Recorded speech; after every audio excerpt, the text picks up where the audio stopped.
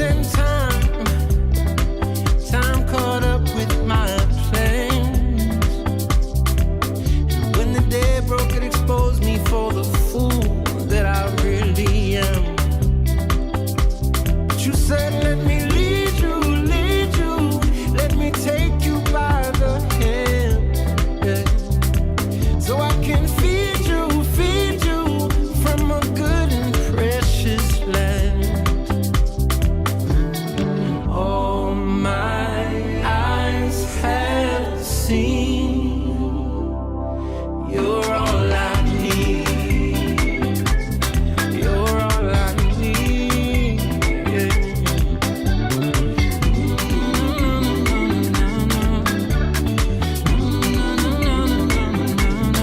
So now I'm learning to walk in your steps. And through the valley of confusion, I've been losing my apprehension with death.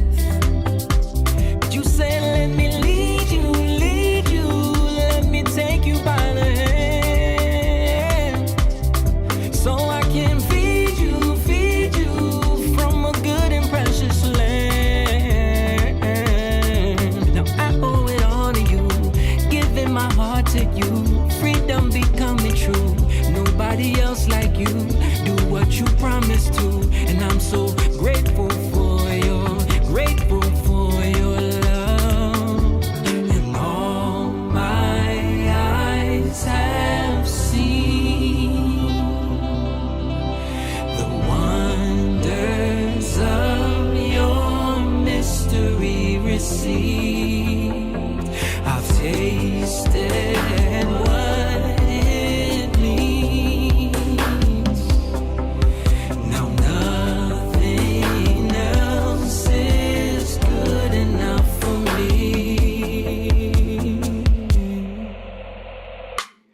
You're all I need. You're all I need. You're all I need.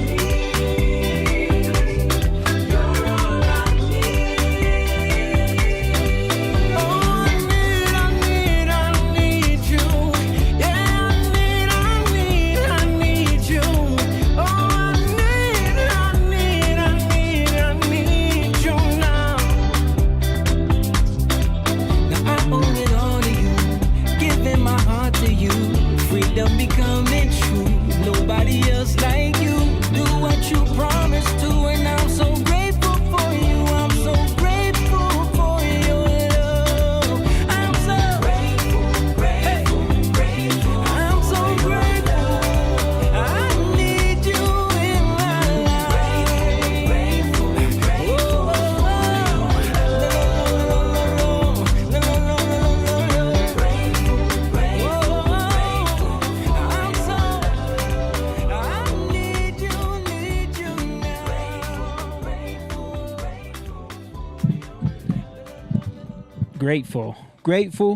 Grateful for your love. And we're also grateful for the fact that something went down that didn't get accomplished. And we're going to talk about that tonight. A lot going on. Thank you guys who are here right now. We're live in the Lion's Den. You know what it is. Tuesday evening, you are watching Young Lion TV. Let's go.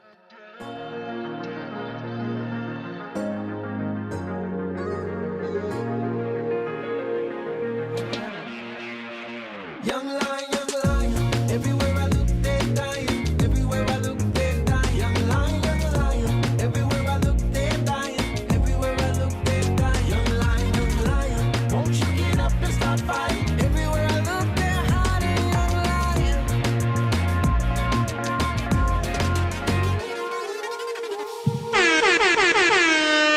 That's right, Young Lion TV. We are live in the Lion's Den. And of course, we got to talk about the big news. Everybody has been talking about it. We all know what went down. They tried to take out the king. And what do they say when you try to take out the king? You better not miss. You come for the king, you better not miss. And they missed. And, you know, it's a truly crazy time that we're living in right now. Historic. I mean, this is insane. So we're gonna get into some of the aftermath, some of the evidence that's been coming out, some of the conspiracy around it. Of course, we got to talk about all those things, but we appreciate everybody who's in the chat. Make sure you guys hit that like button and share this video, because you know the censorship is coming. You know they always suppress us in the algorithm, so we need your help to get us out there and keep this train rolling. This is the Young Lion TV podcast. For those that don't know, if you're catching this for the first time, group of friends, brothers, sons, husbands, fathers, guys that have grown up together and have been through a lot in life, seen a lot in the music business. Moms, yeah. We're a family affair here. We are the pride of the Young Lions. And, we've been through a lot in our lives, and we came at an early age. We came to some realizations just from doing a lot of research. And it's funny because the things that are happening now in the country, I'm seeing a lot of people start to go down those roads that we went down all those years ago. And we've been talking about this stuff for years, even on this podcast. It's talking about Sigmund Freud, talking about Eric Bernays, talking about the foundations of this country, JPL, Jack Parsons. And I'm seeing other people start to touch those topics now, and it's amazing to me. But that's even what we do. Influential, like you said last week. Yeah. Candace Owens, people like that. Well, she's been on fire. Yeah, she's really been on fire since she left the Daily Wire. Shout out to her. So that's what we do here at the Young Lion TV podcast. But of course, everything is grounded in our foundation and our love for Jesus Christ and following God. And God is the one that led us on this path and kind of awakened us to a lot of the spells that we have been put under throughout our years of growing up in the 80s and 90s. A lot of things that you just take for granted and you take as commonplace. And I think a lot of people are starting to realize that that's the case. So if that's something that you want to support and you want to get behind, make sure, again, hit that like button, share this video. But also, we do have a Patreon that, of course, we got people signing up for. Shout out to all of our Patreon members who come into the chat and join in on the conversation that we see on a regular basis. We love you guys. But you can head on over to patreon.com/YoungLionTV. And for as little as $3 a month, you can become a Young Lion, become a part of the pride. Join us. Join the community where we talk about these things. We send little videos and information back and forth. We have a private group, the Young Lions, and I think there's like a couple thousand people signed up over there. But the Patreon is there if you want to become a member, and become a part of the community. And also, we have merch available if you want to support that way and get some of the merch, which is on our band's website. Our band is Jatan, and it's jatan.com/shop. Head on over there and get some of the merch. We got hats, T-shirts, all kind of good stuff. The Young Lion stuff, like this T-shirt I'm wearing right here. The Young Lion T-shirt here. But yeah, you can show your loyalty to the pride of the Young Lions. But yeah, other than that, we appreciate everybody for being here. Again, hit that like button. Also, if you're in the Philly, Jersey area, don't forget we got a show coming up at the City Winery. It's going to be a great show. July 26th, which is next Friday. Tickets are already being bought up, so make sure you guys get on over there to the City Winery website in Philadelphia and just search the date of the show, and you'll see our show up on there. It's in the loft, and just get your tickets on there because they are cheaper if you get them ahead of time. If you get them at the door, I think the tickets are like $5 more. So get your tickets ahead of time to secure your table in a good spot, and also get them cheaper. So without further ado, I got the fellas with me this evening, of course, and I got to give them their introductions. They're just dudes. The first man you see to your left there, he is the most confusing man in the podcast world. You look at him, you see a black guy. You watch him eat, you say, that's an Indian guy. And he's got the Spanish last name. That is Mr. James Garcia, a.k.a. Mr. Build Right. That's right. In the building. That's right. He builds it right. The only black guy that knows how to eat roti properly. And then we got, of course, the coolest Asian in the game, showing off all his tattoos today and his rep in the USA. I like it. This is a good time to rep it. Let's go. This is a good time to rep it. He is the coolest Asian in the world, and his name is Simone Chang. What's up, y'all? A.K.A. Moon. And of course, we have the best producer in the podcast world. She's the best streaming producer because she produced us. She is our mother, and we love her. She is Miss Angeli Lopez. Took over producing for us not too long ago and has become a vital part of the show. We appreciate everything you do over there, pushing those buttons and keeping everything rolling for us.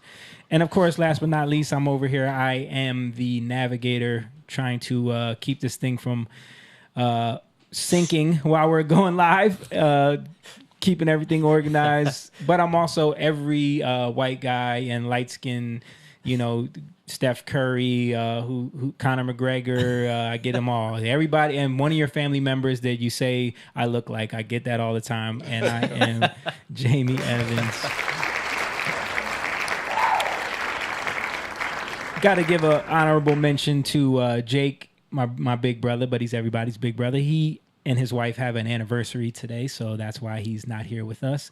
He wanted to go in. Yeah, he had some stuff, boy. He had want to miss scriptures. He had all kind of stuff. he had prophecies. Like he was ready to get in on this. But he's not here today. And also, we got to give another honorable mention. We're waiting for his return, the return of the Dark Knight.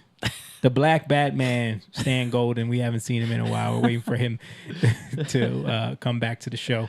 But yeah, shout out to everybody in the chat. We appreciate got some comments y'all. already. Okay, read them all for me. We got Damian Paul Watkins. He said roar with a lion emoji. He also said 3 months ago there was a prophecy on YouTube that Trump would be shot on the right tip of his ear. I did see that. Wow. Yeah, we saw that. We saw that, yeah. Wow. We've been sharing that around. Shout out to Eric Croft, And one of our Eric Croft. soccer brothers. He's watching right now. Appreciate you, brother. Make sure you guys hit the like button and share this video. Shout out to the people watching on Rumble as well. If you're over there, make sure you hit that Rumble button because, we're trying to spread it around so we know that if they kill us on one of these platforms, the other ones are up. We got YouTube going. We got Twitch going. And Twitter, so and we know, X. Let me not say Twitter, X. We know we ain't getting taken down over there. Elon Musk kind of changed the landscape over there. Shout out. Courtney. Yeah, I was gonna say shout out Courtney. to Courtney. Courtney's in there. And David Rodriguez. Shout out, y'all. I was just telling a story about how y'all had me cooking at the fish fryer, David. Yeah, y'all might have to help me out with the comments and everything. As you know, I'm dealing with a little eye issue. Scratched my cornea over the weekend. Crazy. And my right eye is very cloudy, so it's harder for me to read right now. So we're gonna let you guys handle that. Right. But I'm gonna try to keep it together with all the clips and stuff that I got prepared. So first things first, we got to just show the footage of what went down. Everybody knows. If you don't know, something's wrong with you. They tried to take out Trump over the weekend. I was over at Nana's house. Our boy Nana, his son was having a graduation party. Yep. And we were all there, and then I saw it come up on X. Twix. Twex. They should just change the name. And I was like, this got to be fake. It's got to be fake. Like, because people always put out these fake stories. Yep. But then, man, like I was going through, seeing the footage and the pictures and everything. And then I immediately ran inside and showed Stan. And he was like, what? And then that's when I sent it to all of y'all. First, I clipped it, made a video, and put it up on everything. Yeah. And, it kind of went crazy on TikTok. Like, it got like 8,000 views in a couple minutes. And then I saw people fighting in the comments saying it was fake. That doesn't sound like it really happened. Right. I've seen that too. Yeah, because it's, things are now in this day and age with AI and with so much fake stuff, people are skeptical. Yeah. But yeah, I saw memes, it was crazy. I saw one funny meme was, they had 4 pictures. It was like, it started with Trump, but then it like blurred into Juicy Smoulier. That's the funny thing. We're gonna talk about that a little bit later. But yeah, let's show the footage. If you could pull this up, Mom, let's just show what happened.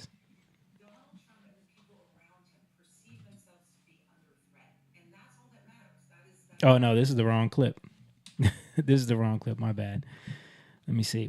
Pull it down for a second, Mom. Make sure I can find this proper clip. We didn't hear it either. Yeah, I know. I gotta Oh, I didn't plug in the audio.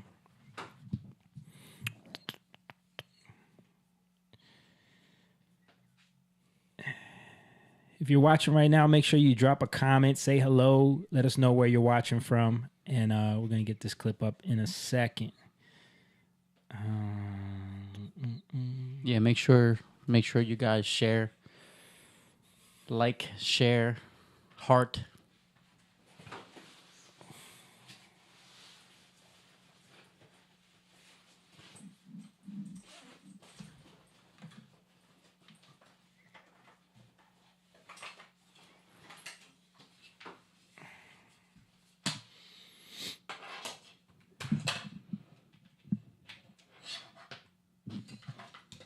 David said, I'm in the building, my bros, with the best fish fryer on the East Coast. Chef Moon with the chef emoji. Moan is definitely a chef.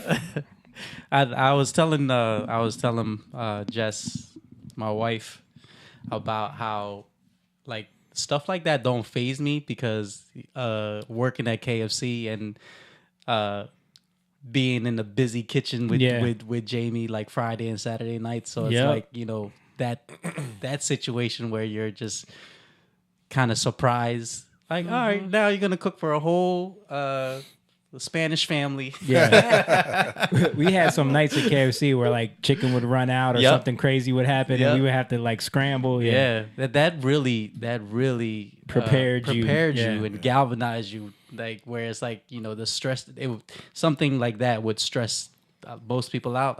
I was just chilling. But you like to cook though. I do. I love to cook. I fried a lot of fish that night. Yeah. All right, here we go. Let's see if we got audio on this now.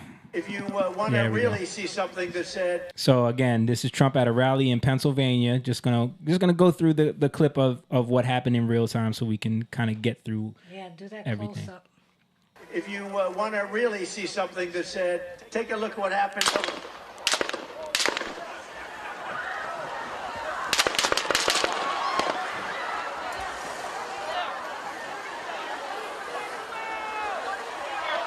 So clearly you see what happened. Now, one of the first things I want to mention is like people hear the pops. One of the things people were saying was, "Oh, that didn't sound like guns." Yeah.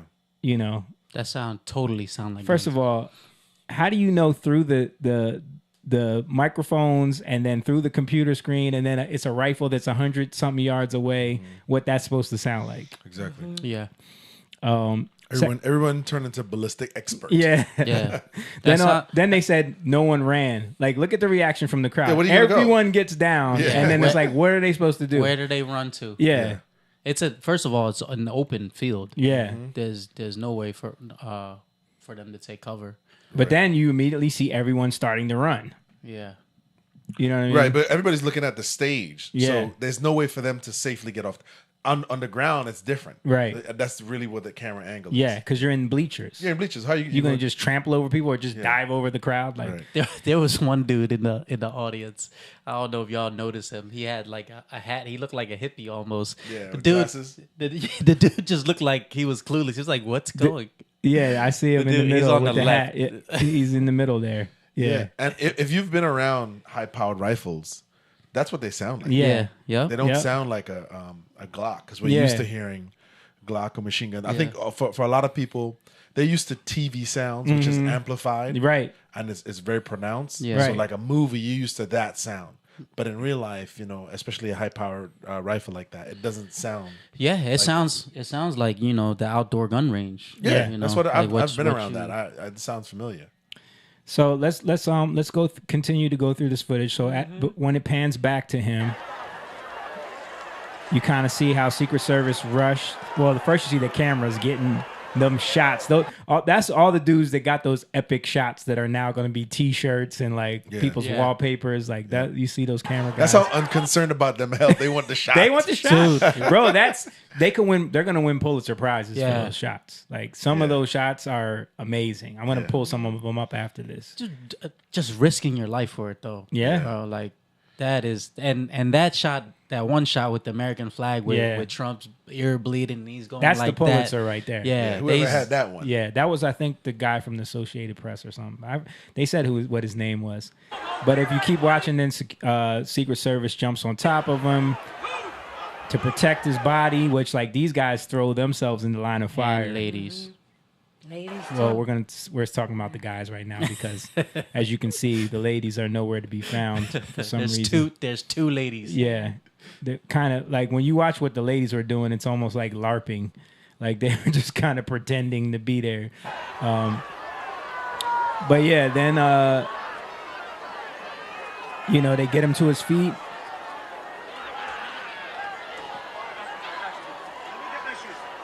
And he says, "Let me get my shoes. Let me get my shoes." The MAGA hat comes off.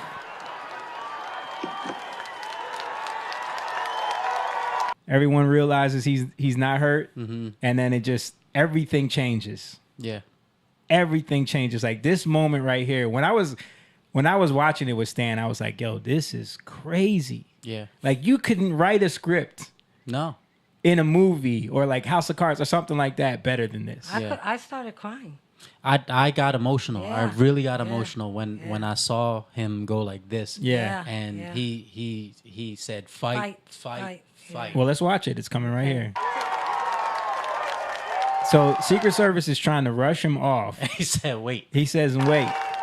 And he puts that fist in there and he says fight 3 times. With blood coming off his ear, streaming on the side of his face. Bro, like, and this...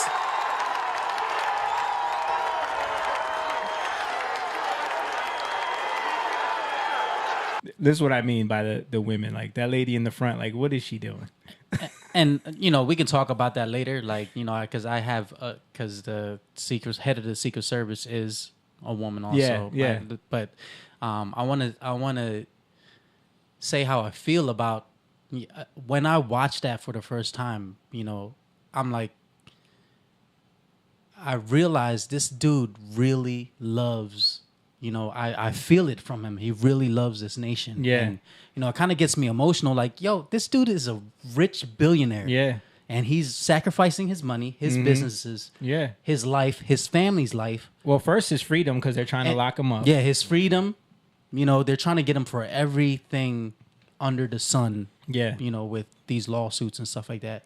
But on the flip side, he could be just living his life on an island somewhere. Yeah. Let his kids run the business. Mm-hmm. Why is he risking his life? People say that it's out of narcissism. It's out of narcissism. Power. He wants to be a dictator.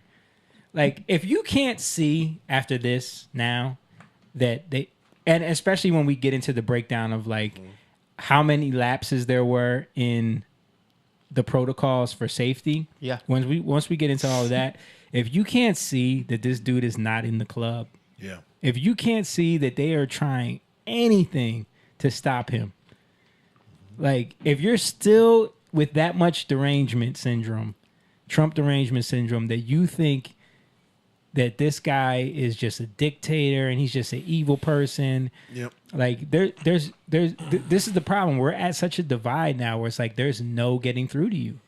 Not only that, but just the sickness of people, the hatred towards him. This guy has an 18-year-old son. Yeah. Like this, like Simone just said. Who was there? Who was there? You know what I mean? Like we have no compassion. We have people like Jack Black saying, he didn't say it. The other guy said it. Don't miss from Tenacious D. Yeah, a bunch of people said that. A bunch of people said that.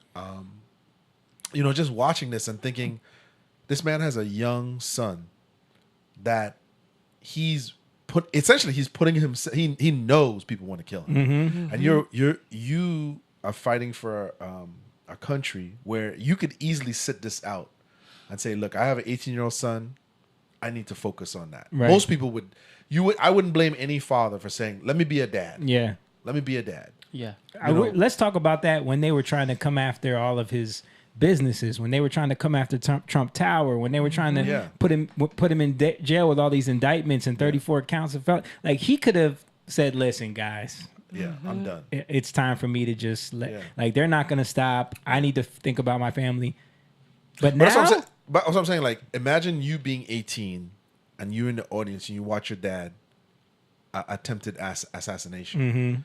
Like no one is talking about this kid. Yeah. And how is this affecting him? Right. You know what I mean? Like that's your idea of America. Yep. Of what it's turned into. Yeah. And the punditry of political games that are being played. That Right. someone's willing Yeah. to risk and take somebody out. Yeah. And you listen to somebody like Joe Biden, who his speech was like what, maybe 2 minutes. Yeah. Well, he did a few. That first one was like 2 minutes. Yeah, but he talks about there's no room for this type of divisiveness and in politics, but they are the reason. Do you have that clip that I sent They're you the guys? reason. Which one? With all the celebrities talking about assassinating Yeah. him. Johnny Yeah. Depp, They've been doing this for name a years. few, Yes. not just celebrities, even Politicians. politicians Yeah. saying Yeah. that if you see somebody with a MAGA hat, punch them in the face. Yeah, get in their face. Get in Make- their face. Yeah. Like, you guys are the reason for that. Yeah. But then- You're painting a picture of, America being anybody who endorses Trump is to the point where like black people or anybody they're afraid to admit that they support Not this anymore. guy. Not anymore. Yeah. But They're listen, start- when you said that, when you see somebody with a MAGA hat, make America great again. What the heck? Yeah, but Twisted. Yeah, they but- did a good job they- of painting that, Yeah. Right? making that. Yeah. Or if you wear that, you're racist. But this is his point about the media and why they're more at fault. Oh yeah. Totally. And I'll because on the Breakfast Club they talked about it, and of course, like Charlemagne tried to blame Trump for why this happened. He tried to put the blame on him. Yeah, I saw it. But a caller called in and said, I blame the media because they're the ones that have stoked the flames of how evil this man is. And when you're not just being honest and unbiased about the news you're giving us, when you're turning everything into this hyperbolic, he's a dictator, he's going to do, like, when he first got elected, they were talking about putting people in concentration camps, deporting everybody. World War III. all these things that didn't happen. And then they're giving it to us again for Joe this. Biden said he's going to put us back in change. Yeah. There's a lot of Yeah. language and rhetoric that shape people. And it may not happen right away, but it's a gradual shaping of your mind. Right. And the way you're going to perceive something, because that's really what it is. And if you're consuming this over and over, and what most of these political pundits don't realize is that maybe they can switch it off. Maybe Yeah. to them, they're playing a caricature on TV, Right. and they need, like the Colbert Report, they need to be this divisive character that stokes the fire. Tune in tomorrow night. Yeah. But they never consider how this information may affect a young, impressionable mind. Not Like even this just kid. young. Just No, I'm saying, but impressionable minds. somebody who's just willing to. Yeah. They don't understand this. There's no nuance Right. in temperature. They can't gauge a room. To them, it's wait. We're supposed to hit them. We're supposed Yeah. to kill them. All right, I'm in. You know what I And mean? Yeah. like, let's be real about it. Like a young, impressionable mind, but someone who's easily manipulated by people that might have nefarious motives to find someone Yes. who is Right. vulnerable enough to This be is where the used. media should be held accountable. Right. But they're not. and that's who they target. Like I'm gonna say a fascist group like Antifa. Yeah. They target those that are really impressionable. Yeah. Runaways from home. People like that. That people have that are looking for issues. purpose, looking for a Yeah. group, Yep. looking to belong. Like this kid was a bullied kid, Yeah. as we could see. He was kind of weird. He was a weirdo. He had And something to prove. something to prove. because he wasn't chosen to be in this shooting club, Gun yeah, club. yeah. The instructor was like, you're not good enough. Yeah. It's dangerous for Which you. the guy did his job. Yeah. That's what you're supposed to do. But think Yeah. about it. How easy would it then for it to be for some guy to come from the shadows and be like, "Listen, you don't need that club. I'll give it's you, I'll perfect. give, It's a I'll give you, perfect I'll give you a opportunity. purpose that you can really. Right. It's This perfect. is gonna make you go down in history. Yeah. yeah. You know, how easy is it for that? Not, and I don't want to just speculate on conspiracy theories, but we know our government has a history Right. of doing things like that. Yeah. But the reason I want to focus more on the media than him is he's still a young, impressionable person. Yeah. The accountability and the blame to me is the last 7 or 6 years Yeah. of nothing but vitriol He's and evil. venom. He's evil. He needs to What be do you think you're stopped. gonna get out we of have this? to stop him. We have Yeah. like this is what we've been hearing. You have to stop Trump. Yeah. by any means. And they're literally saying, kill him. The fact that they are willing to put Joe Biden back in office, a guy who they can clearly see is not there mentally, shows you that they don't give a crap. They Right. just want to stop Trump no matter what. The reaction from certain people about the being upset that this didn't succeed shows you. Like Yeah. people like Destiny. Yep. I don't know if you saw his reaction. Yeah, Like he's yeah. getting blasted now. I didn't see his. because he's losing his mind. Yeah. You know, Yeah. A lot of people. What exactly did he say? Well, we'll get into it, but I want to show this video real quick because someone took the footage of Trump at the speech and put it into like some software and showed from the trajectory of the bullet just how close he was to being killed. This is pretty interesting. It's pretty like cool too how they did this. I think I saw this one. Take a look what happened.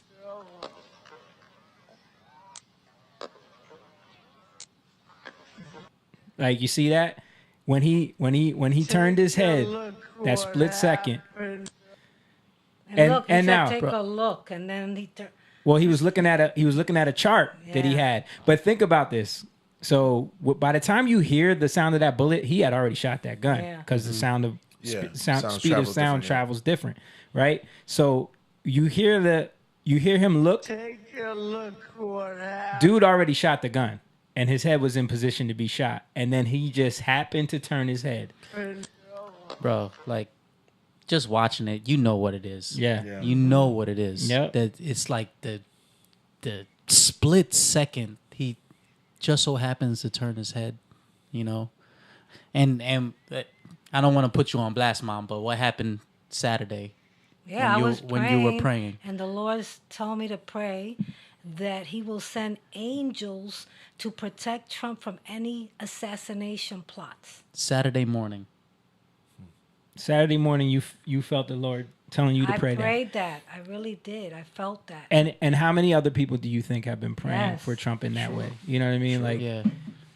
like you have to know that this is not by coincidence, because this is the other side of this, is that all the people that are wishing that Trump got taken out, all the people that are wishing for something like that evil act to happen, they don't know what they're asking for. They have no idea Right. what type of chaos they would have brought down on this country Right. if that would have happened. If Right. this guy would have connected with that bullet in a fatal way, it would be a could be- different it country could- right now. Yeah. Totally different. Or I can easily see, like, you know, Tim Pool talks about all the time. Civil War. This is what I'm saying, though. Civil we War. we don't know what today looks like. We're playing with a game. It's a dangerous. Without prayers, Yeah, like you said, we would, by this week, there would be burning cities. Mm-hmm. There'd be massive, catastrophic life loss, innocent life loss. And again, I want to put the blame back on the media. on the media. Yeah. Because of their carelessness. Mm-hmm. I mean, yes, the gunman, he's done, whatever. But the media has stoked this. This Yeah. is the problem. It's media and institutions, because Yes. let's be real. Like, that dude's not watching CNN. No, he's he's not not. watching MSNBC. But it's the institutions as The well. institution, the It's- corporate, yeah. corporate controlled media Yeah, it's that has a school. clear agenda. It's these very liberal learning facilities that we call schools. That to me is what I've watched this week. I mean, I get all the talking points and I get the idea of pushing back on quote unquote the crazies or the Yeah. people who have lost their mind. But what I didn't see and I didn't hear is people, aside from X and maybe a couple other clips where people put clips together of celebrities and politicians, Yeah. basically calling for a man's death. Mm-hmm. And by the way, this is on either side. Yeah. Because if Republicans did this or conservative, I would have a problem with it. But Yeah. that type of language, to hear no one hold the media accountable for, like I said, 6 years of constant indoctrination, and you think this kind of stuff is not going to happen, Yeah. and they're not held accountable for this, it's sad. Well, I think a lot of people are holding them accountable. I think people are speaking out that it's the media's fault, but the media is going to ignore it, that, yeah. Of and they're going to try to flip the narrative. Right. Their job. You're right. is I to- have seen Yeah. like obviously there's people who have they've untethered themselves to the mainstream media. Yeah. I truly do believe that a lot of people have tuned out. Yeah. Which is kind of why their programs and the way they're set up is to draw you in with dramatics. Yep. Because they And know salaciousness. because you have clips on X and Instagram that are hitting way more views than they are hitting per night. Right. Because it doesn't have a spin on it. Right. It's just the footage. You know what I mean? Remember when Rachel Maddow kept telling everyone, she kept teasing it, tune in tonight because I got Trump's tax returns and you're going to be astonished. I have them. Tune in tonight. And then it came and it wasn't nothing. It wasn't nothing. It was nothing. Yep. Like, and our Jess Hilarious said that on the Breakfast Club, and it was funny because her perspective is like, well, I understand why. She said, I didn't believe this when I first saw it either. I thought it was a hoax. But the reason is because there's so many things that we hear about are these horrible things, and then we come to find out that they're fake and made up. And I'm thinking like, yeah, that's what y'all been doing. Yeah, you're a part of it. Like y'all been jumping on fake stories for the last 6 years and trying to tell us that it's the truth, but it turns out that it's false. Steele dossier, like Jussie Smollett, Russia collusion. Right. It's too much. People are waking up to it. I really do. I do believe. think so. Yeah. I talked to a young guy today who's like, you know, he was hood as heck. Yeah. You know, we were talking about the whole assassination thing. He was Yeah. like, man, like, you know, all this stuff that they tell us about Trump is not true. Yeah. You know, People are actually seeing it now. And he's like a 22-year-old kid from, you know, the inner city. Yep. It's like, I think he'd be on the other side. Right. You know? Yeah, man. Gotta show some of these photos. This one was crazy. Did you guys see this one? I'll make it bigger. Yeah, that's...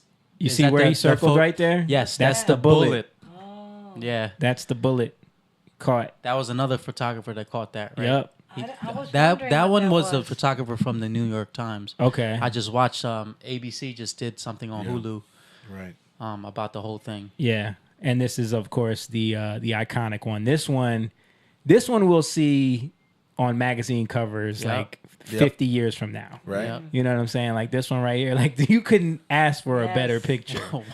Yes. Like Those memorable pictures like the 9/11, the firemen, Yes, you know, yes. those that type of picture. That's what that reminded me of. Yeah. if you tried to like stage something, it would never come out like this. No. Like, you know, it's just that's amazing. Too many moving parts on this one. Yeah. This one, of course, is a crazy shot. You see the blood coming off his face and his ear. Yeah. This one was another great I one. love that Yeah, one. that one's Looks like he's praying, but we don't know. He might be. I mean, listen, that's a moment right there where you reflect. When you have to hit that ground because you felt someone shoot at you, and when you heard his statement, he said he felt something whiz by his ear before he heard the gunshot. Oh yeah, that's how quick those. That's why I'm saying like how close he was to being dead. Right. Like he felt it whiz by his ear, then heard the gunshot, then felt blood on his ear. Mm-hmm. You know. Yeah. Yeah. And then we're talking about the media. I just want to get into some of the immediate headlines that they tried to throw out there from these liars, bro. Like, it's so crazy. You know how they try to spin everything, right? Mm-hmm. If this was the other way around, they would have been going crazy. Oh, no, it's no. the end of the Come world. on, man. Crazy? So we got the Washington Post. Trump escorted away after loud noises at PA rally. Yeah, that's what happened. after loud I noises. think you got it. No, actually, but this proves their incompetency God, with right? reporting. It does. Yeah. So MSNBC right next to it. Secret Service rushes Trump off stage after popping noises heard at Pennsylvania Yep, rally. you got it. You nailed it. You nailed it. And they're telling on themselves. This one is CNN Politics. Trump removed from stage by Secret Service after loud noises startles former president and crowd. Got it. I like it. ABC News. Donald Trump escorted off stage by Secret Service during rally after loud noises ring out in crowd. I like it. Excellent reporting. Yes, right? Excellent. You're No proving, one says your point. something that sounds like gunshots. Pulitzer Prize journalism right there. You know what I mean? What is this? Newsweek. MAGA responds with outrage after Donald Trump injured at Pennsylvania rally. What? Whoa. Yeah. Yes. No, No, this is great. Yeah. Yeah. I mean, this Top-notch reporting. I love it. this is from CNN Politics also. Secret Service rushes Trump off stage after he falls at rally. Yes. Wow. Excellent. After he falls, I saw that one. Actually, No, this is, but I love it. I love This it. is what because people need to see. This is Yes. exactly. This is show your biasness. Yep. And like I said, not only that, but it's you're proving to people that you clearly have a dog in the fight. Yep. That's what it is. Yep. That's all it is. So I like it. Yeah. Good job. Yep. can we talk about? Were you moving on to something else? Let's see what I wanted. Oh, I was just going to show some more of the media's reaction. Yeah, please. I was going to show some of their like. Okay. Yeah. Okay. Yeah, focus on them.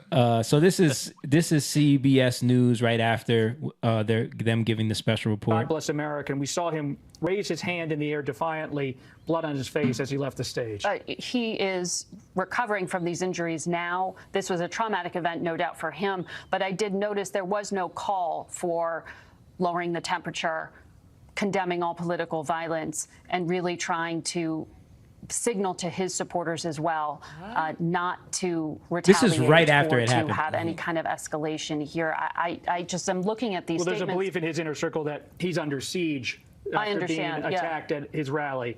And so there's a lot of every and text some message people I'm getting. will exactly digest it, like you're saying. I mean, every single text message, literally every single one from Trump sources is outraged. The guy is trying to talk her out of being an idiot. He's trying to talk. Right. You feel that, right? Yeah, he's like, "What are you doing right now?" Yeah, right. Like you're really trying to criticize his statement right Jim, now. I just got noticed word. that Trump didn't. He didn't tell everyone that this wasn't Biden's fault in his Right. statement. So yeah, I'm not pleased with his. I know he was just shot, but My man Oh was my like, gosh. He's like, oh, "Don't be an idiot." yo, did y'all hear? They totally canceled Morning Joe on Monday morning. yeah. They said we're gonna pull it. We're not Wow. gonna because they were worried that one of their guests was gonna say something crazy or I mean, like he's hyped up people. he's the guy that was saying this is the best version of Joe Biden we've ever seen, Right. and then had to retract that after And the George debate. Clooney just told him no. Yeah. Jim, I'm getting word that Trump actually shot himself and ran back to the stage. Let's show this. This is from ABC News. This is George Snuffleupagus. Oh, God. Oh, the apologizing man? Absolutely, George. We were just looking back this morning at some of the things that former President Trump has said.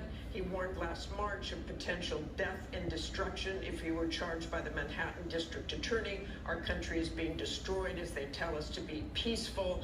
Trump in January warned of bedlam in the country if the criminal charges against him succeeded. And of course, in March, he said, now, if I don't get elected, it's going to be a bloodbath for the whole. That's Oh, going to my be the least of it. gosh. It's going to be a bloodbath for How the they country. trying to That turn will it be the least around? of it. He said he was partly joking and that was taken out of context. But You those just are- took it out of context. Yes. He was talking about the auto industry Right. being a bloodbath. But look, not the word assassination. Yeah. Oh, yeah. Yeah. Trump shooting comes in heightened know. threat environment. Yeah. And then what was the other chyron? It said Trump injured but safe after rally shooting. Trump walking around, no need to worry. Has Joe Biden admitted to it being an assassination? Because somebody asked they him. haven't.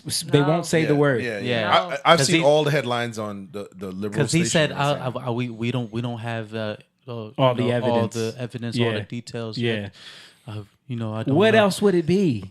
Somebody trying to shoot at him? That's an assassination attempt. But you see how like she was told to lay out everything they think Trump's done Right, wrong. right, like But so she's saying by saying that he said there's gonna be a bloodbath if he's not Taken elected. way out of context. Not only that, they're trying to say that now he caused the bloodbath. he deserves that. He deserves it. Yeah. Right. Yeah.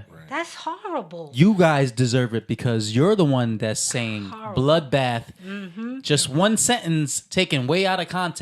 Right. Somebody who don't do their research, Yeah. do their own homework. They won't What do you know. think? Believe me. What do you think? Yeah. But like Jamie said, he was talking about an auto Yeah, industry. yeah. in He was talking China. about the Mexico Wasn't it China too? or He was China- talking about China China building- building Right. car manufacturing with Right. Mexico and how if they don't elect him that the auto industry is going to be in a bloodbath. That's what he was saying. Yeah. Unbelievable. But of these course, they took that and ran with it. I want to show a little bit of Biden's when he finally came out and talked at the Oval Office, because he came out and did that presser first where he spoke for like 2 minutes.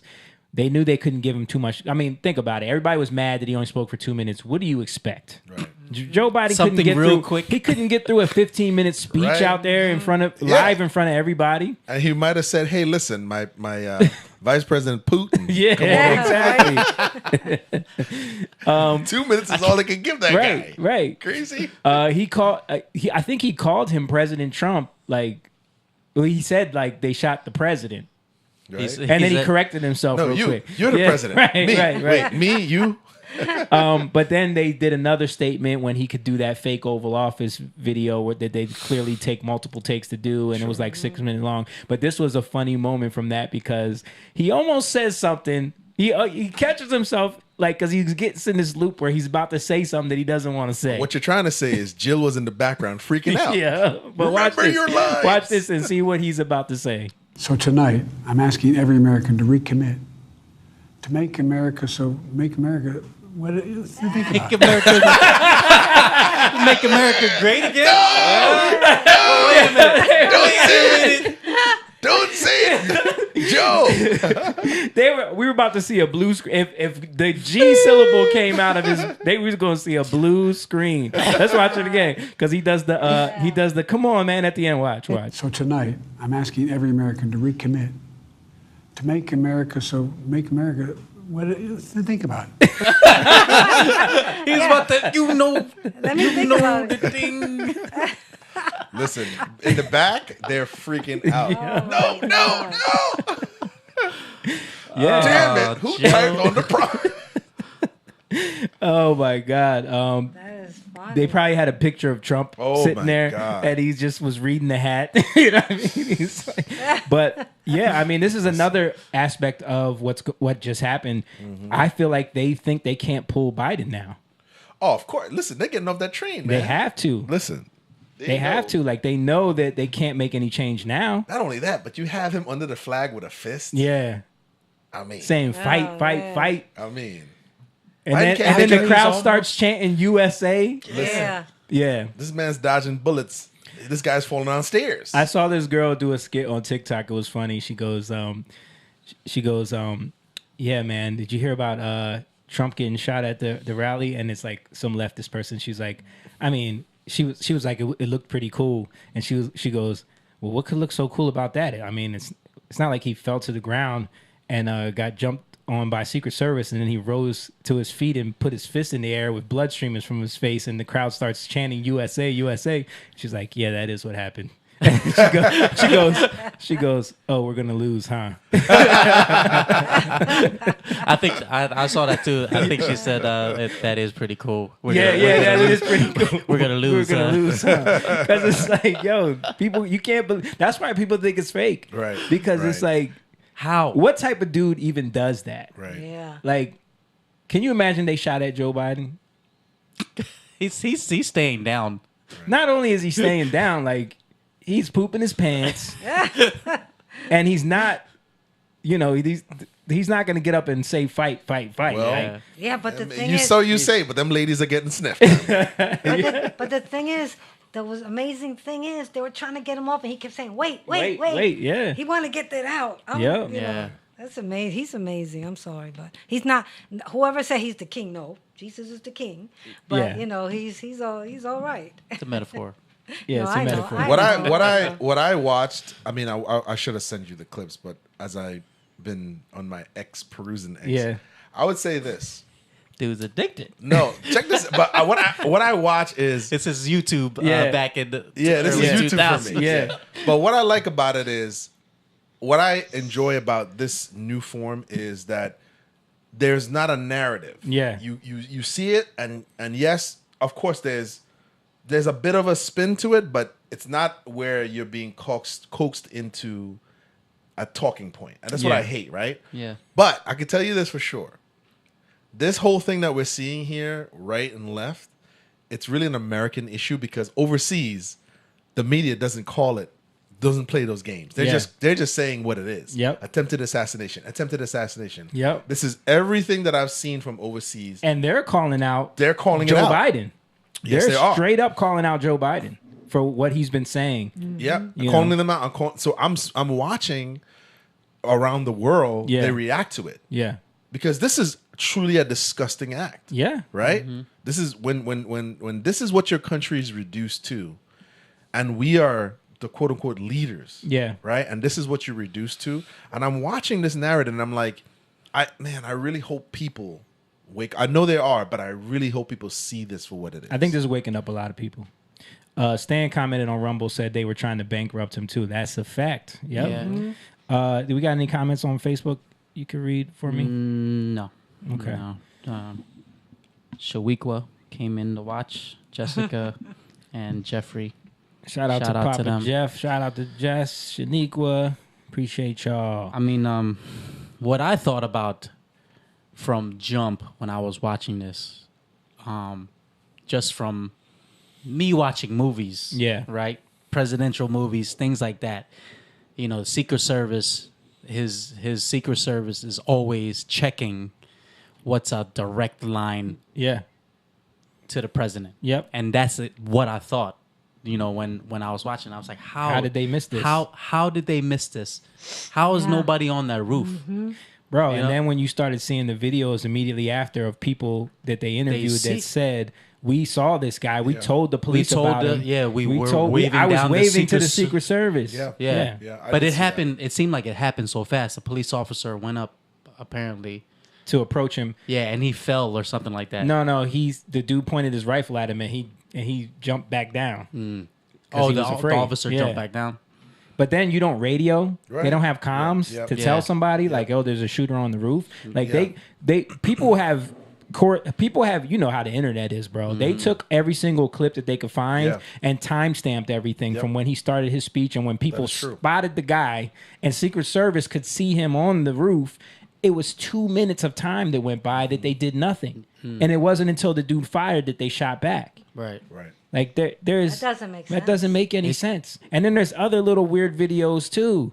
Bro, That's the only great thing about today's time. Yeah. Where like the evidence, like you said, the timestamping of videos Yeah. can literally they cannot spin that. Yep. They can't. You know what Yeah. I'm saying? They can't say, oh no, what you're looking at here is Right. it was 2:00, but really 2:15. They can't do that. What felt like 2 minutes was really 15 seconds. They can't do no, it. they can't do it. We can literally, they can show you by all the videos correlating them together with his speech because his speech happened at a certain time. Everything is documented. Yep. yeah.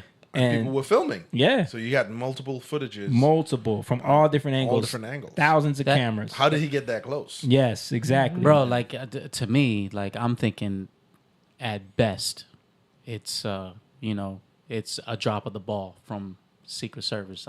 I'm thinking I don't.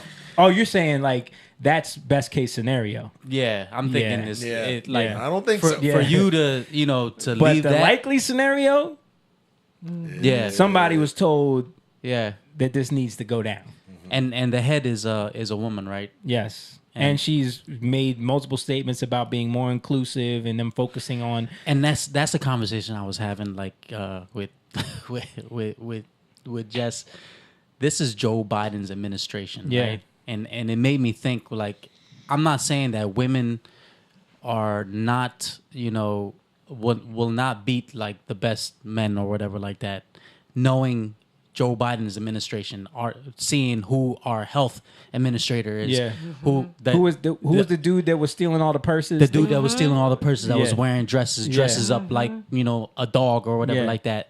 This is the type of people that he hires and his administration hires. They're putting them in It's- position of power. Exactly, and it's not the best of the best. You know Right. what I'm saying? That's exactly what I thought. But I mean, I'm going to be frank about it. Like, I don't think we should be putting women in the position of a Secret Service. I don't think women are made to be in those roles. yeah, like the two on stage, bro. Like that's Donald Trump, a former president. yeah, They're shorter than he is.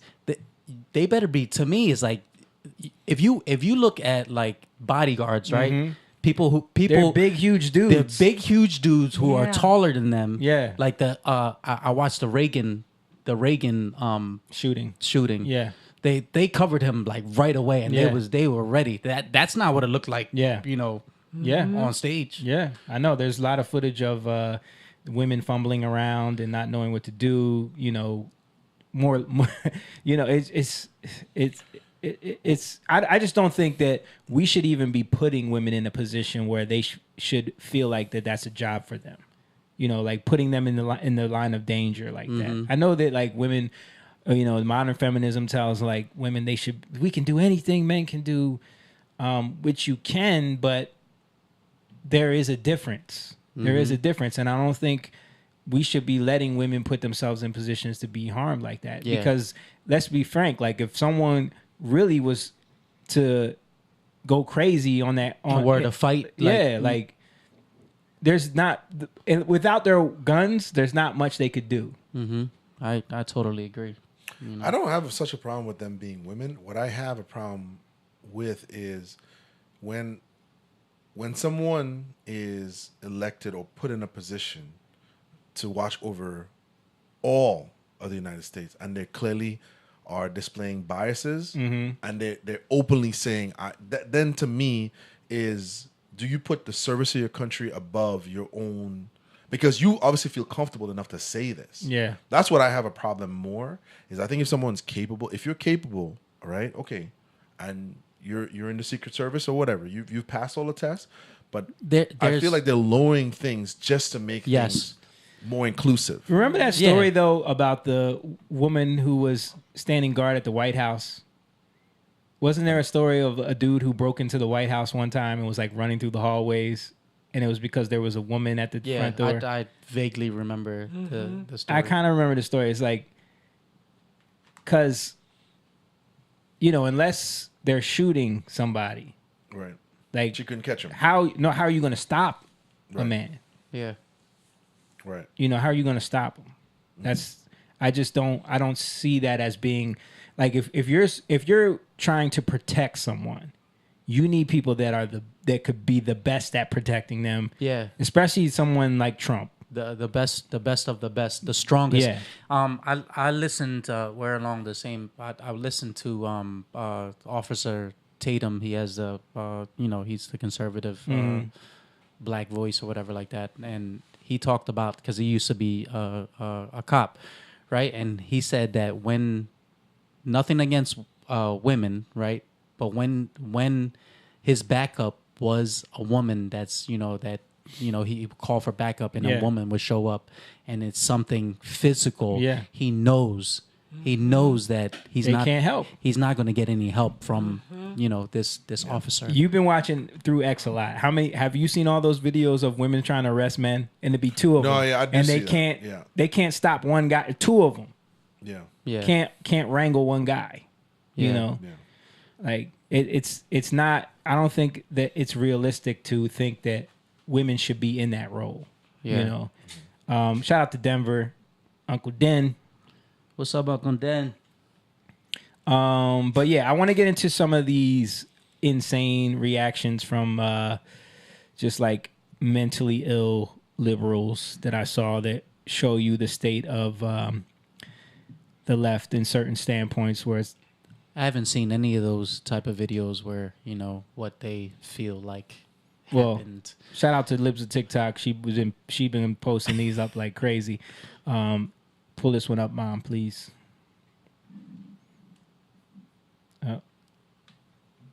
Just happened. I have just found out about this shit. It just happened. I haven't even had a second to process. You're telling me somebody finally had the balls to bring a pew-pew, and he missed! We were a second away! We were a centimeter away from half of the problem being gone, and you missed! Wow. There was a white man attached to that trigger. I know it! We were a centimeter away! Oh my God. Yo, you got issues. You this need is mental illness. You need help. Mental illness, you bro. need help, Well, young lady. It's demonic. I told Jamie I had a couple people that you guys know I've known for many, many years. I had to take them off my friends list because they were talking bad after this. And I'm like, you know what? I don't want to hear this anymore. And I've been hearing it and hearing it. I laughed at one of his posts. I didn't laugh because I'm tired of hearing it. But maybe sometimes it is good to hear it because out of the abundance of the heart. But I've been hearing it for so long already. No, not for you. I'm just saying, as people need to see because sometimes what you'll do is what we'll naturally tend to do is because we like people or we're related to them or we know them and we're acquaintances. What we do is we actually suppress ourselves because we want approval from them, whether it's an approval through friendship or it's approval through work or whatever it is. We typically tend to censor ourselves because we don't want to be ostracized from the group. Yeah. So politics, race, religion, those are things that we were told are impolite. And clearly, those people don't care about your feelings or don't care about anybody's feelings if they're doing it. One of the things I think is good is to essentially not do the ostrich thing, which is bury your head in the sand and hope that it passes by. Right. Because what's the theory behind that? You bury your head in the sand, your body's exposed. Yeah, you think you're hiding, but they can clearly see you. Yeah. So the idea here is, I feel like with these rhetorics and these talking points being exposed, I think it's actually a good thing for people to see. We need to be more consolidated in how we feel and what we know, how we can not argue this, but stand firm in what we believe in. Not to go on Facebook to fight with people. But if you're not prepared and our thing is to run away, then you never really get prepared to handle this. You know what I mean? One of the things with trauma, especially for doctors that are trained, is to put them in those situations so they get comfortable doing it. Yeah. I think we've been so used to like running away from it. We don't want to offend anybody. Yeah. That we've socially conditioned ourselves to not speak up, to run away because we don't want to ostracize people and we don't want to feel like we're the bad guys. So as Christians, one of the things we do is, I don't have an opinion. I just don't. Yeah. I just love God. I don't get into politics. With Joel Osteen, you know what I'm saying? It's let's grin and smile and wave. Yep. You know what I mean? And then when a hurricane hits, you don't help. Panic. You don't help the people. Right. All right, But that young lady, man, she. Wow. I pray she gets help. This is a lot of people doing this. Yeah. Aside from the fact that she's making a video while she's driving. Right. You know. Right.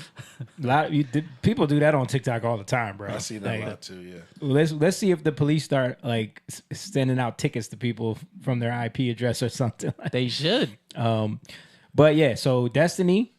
If you guys have seen us talk about him on the podcast before, he is been on many streams as a debater. You know, he was talking to Jordan Peterson. He's a contrarian. He got flamed by Jordan Peterson. Right. He's been on many podcasts. But yeah, he is a gamer, streamer guy. Kind of got banned from YouTube for some stuff that he said. He's recently been dealing with, he was in an open marriage with a woman that he moved out here, much younger than him. And then she ended up, of course, leaving him for one of the guys she was sleeping with in their open marriage. No one saw that coming. And he's kind of been spiraling ever since. But this was his reaction to the shooting and to the firefighter that was killed, who was protecting his family. Oh, my. He jumped over his wife and his daughter. Protected and them. got shot in the head in the process. And you have something to say about it. Take a listen. Fuck it. Fuck the dude. The firefighter guy, fuck Trump, fuck the people that support him. Wow. I just want you to know, okay, just in case you're confused or it seems like whatever. If one of you were in the crowd and you're a conservative fan of mine and you end up, getting blown away or whatever the fuck, I'm making fun of you the next day on Twitter. I am 100%. Wow, fuck it. Fuck. Yeah. He's going to get hurt. No, but I think this is, like I said, I'm not saying this to be careless. I'm saying I think people need to clearly see people react like this because you see, it's so easy because we're so used to the news being. This is the part where the will of the media has tricked us because we've never seen, and he's a part of media. He may not be a part of a corporate entity, but he's a part of media. This is exactly what they say when those cameras turn off. Yep. This is exactly what they say, and they can't hold it back because they hate Trump so much. Oh, like right. And like, bro, are you an adult? Clearly not. Look how he lives his life. He has no compassion at all. No, he doesn't. Your And he father, says it. He went on Piers Morgan after this, and Piers said, like, you have no combat. He doesn't. He doesn't care. But I think, and he's saying it's as reactionary because the right never cares. The right is the ones who doesn't care. The conservatives don't care when they didn't care when Nancy Pelosi's husband got hit with a hammer. That's a totally different scenario. First of all, we still don't know all the answers to that story. That was some homosexual thing going on. You know, that was some gay stuff. We don't know what was going on with that secret scenario. gay stuff, right? You know? And that's what it is. I think letting people. I think letting the public see people for who they are. Yeah. This is just in their hatred, they're exposing themselves. Yeah. That's really what's happening here. It's just you have to have eyes to see what it is. Yeah. You know what I mean? Yeah, and I think again, like you're saying, the media has done such a job of making it okay to make these kind of jokes in the past. Like you said, there was all those clips of people who have openly talked about. I mean, Kathy Griffin held a bloody head of Trump and posted it like it was a good idea. Right. For years, we've been hearing people talk about openly, like Snoop Dogg had the video where he shot Trump. They've been openly talking about how it's okay to punch a Nazi, slap a conservative. Trump is a Nazi, so anybody who's a Trump supporter, smack anybody with a MAGA hat. Like, when you say things like this over and over and over again, yeah, of course, when Trump tries to get killed and it doesn't work, people are going to think it's okay to make these statements. It's just like the dude from Tenacious D, who Jack Black had to cancel their entire rest of their tour schedule. I think he broke up the band because they were on stage at an event and it was the other dude's birthday, and he brought out a cake and he says, "Make a wish," and the dude says on stage, "I wish he didn't miss." You know what I mean? Don't miss next time. Yeah, don't miss next time. And so and the crowd laughs. The crowd laughs and cheers in the moment. You hear a couple people say, "Whoa," you know what I mean? But Jack Black doesn't say anything at the time. No. He comes out with a statement after the fact when tours and says I was blind. Yeah, after the sponsors probably started calling, he started getting phone calls. He says, "I was blindsided by the statement. I'm canceling the rest of the tour dates, blah, blah, blah." But people think it's okay to make jokes like this about Trump because the way the media has framed that's things. why I don't even want to focus on the kid. I want to focus on like you said, like the media has to be held accountable. Right. We're showing those videos just to show. No, the I agree with you. I 100% agree. I'm Right. glad that we're going down the route of that versus let's find out who this kid is. Right, Like, what's that gonna do? Yeah. Yeah, You know what I mean? I feel bad for his family. You know. Yeah. It's You tragic. know it's they're tragic gonna get across death the board. threats. Yeah, it's tragic it's- across the board. He lost his life senselessly. Yep. You know what I mean?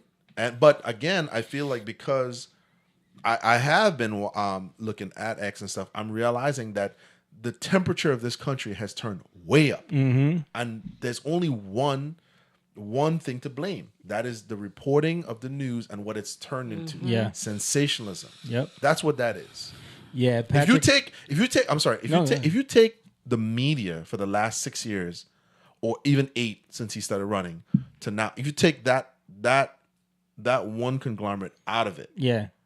we wouldn't have this rhetoric.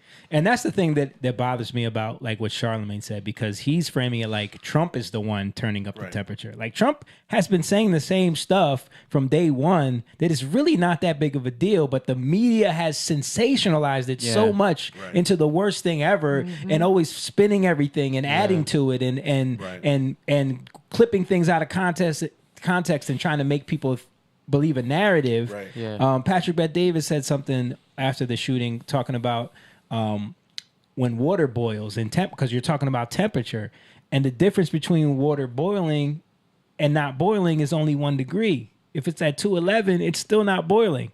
Until it hits that 212, you don't think the water's boiling yet. But you're in it. But you know what I'm saying? But you don't realize like how hot things have gotten. Yes. But I don't then think people have. 1 more degree, it boils over. But like you said, if people who are watching this don't realize how close we were, like you said, if that bullet did hit him, we are in civil war right now. Yep. Right? Our kids, our lives are all in turmoil because of one decision.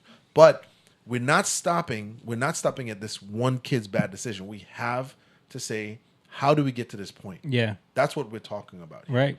We went from yes, we're now praising God for a foiled attempt, but it could very well be chaos right now. Chaos. Yep. You know, Yeah, and that's why I said these people don't know what they're asking for. Like they don't know. I don't think they have a clue. Look at this kid right here. Another young lib that's probably around the age of the shooter. How do you miss that? Oh my God. We don't miss those. Come on, man. Fuck. We don't miss those. One shot at greatness to be mentioned in the history books. And you missed the shot? Fuck. Oh my gosh. Yeah. Yeah. Yeah. Y'all got problems, man. When you're calling for the death of somebody. Okay. Wow. Yeah. Calling for the death. And acting like an idiot at the end. Mm-hmm. Like how? Yeah. Yeah, I mean, you know they don't follow Jesus. They definitely don't. No, definitely. But that's another problem. That's Yeah. another problem. You know, Yeah. this country, and Candace has been talking about this a lot. Tucker Carlson had that clip on Joe Rogan where he talked about ever since we dropped that nuclear bomb in Nagasaki that we have made science our God in this country and totally eliminated God from people's lives and had been making this move to remove Jesus, remove God from the conversation. And that's how you get to where we are now, Yeah. Sad, man. It's and there's all these videos on here, and it's clearly you see that they have a problem.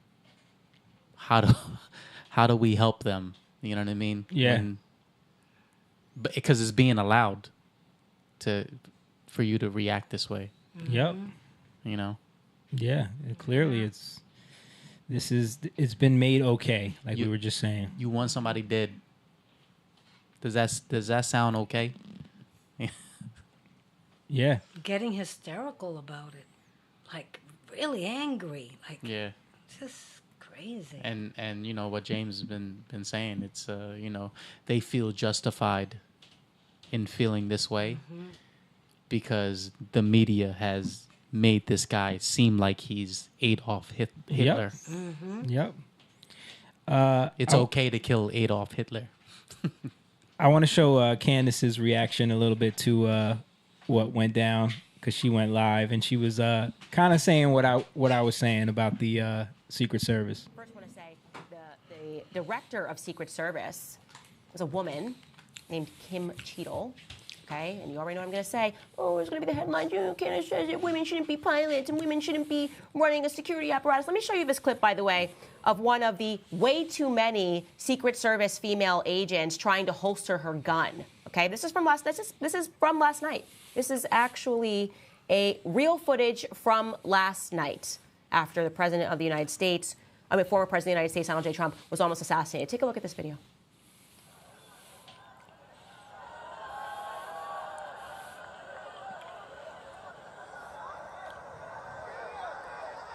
She's struggling, boy. Bro. She's struggling. Wow. But look how many women are there. That's 3 right there. Dude, like you're in the Secret Service. You better be the best of the best. Yeah. You better be the best of the best. She struggles for like 20 seconds to try to holster that gun. Yeah, man. Like, we can get out of this. No disrespect to the many women who are willing to lay down their lives, right? I have no disrespect. There are tons of women who can shoot guns, right? And shoot them very well. But when it comes to the responsibility of guarding the former president of the United States, we need men.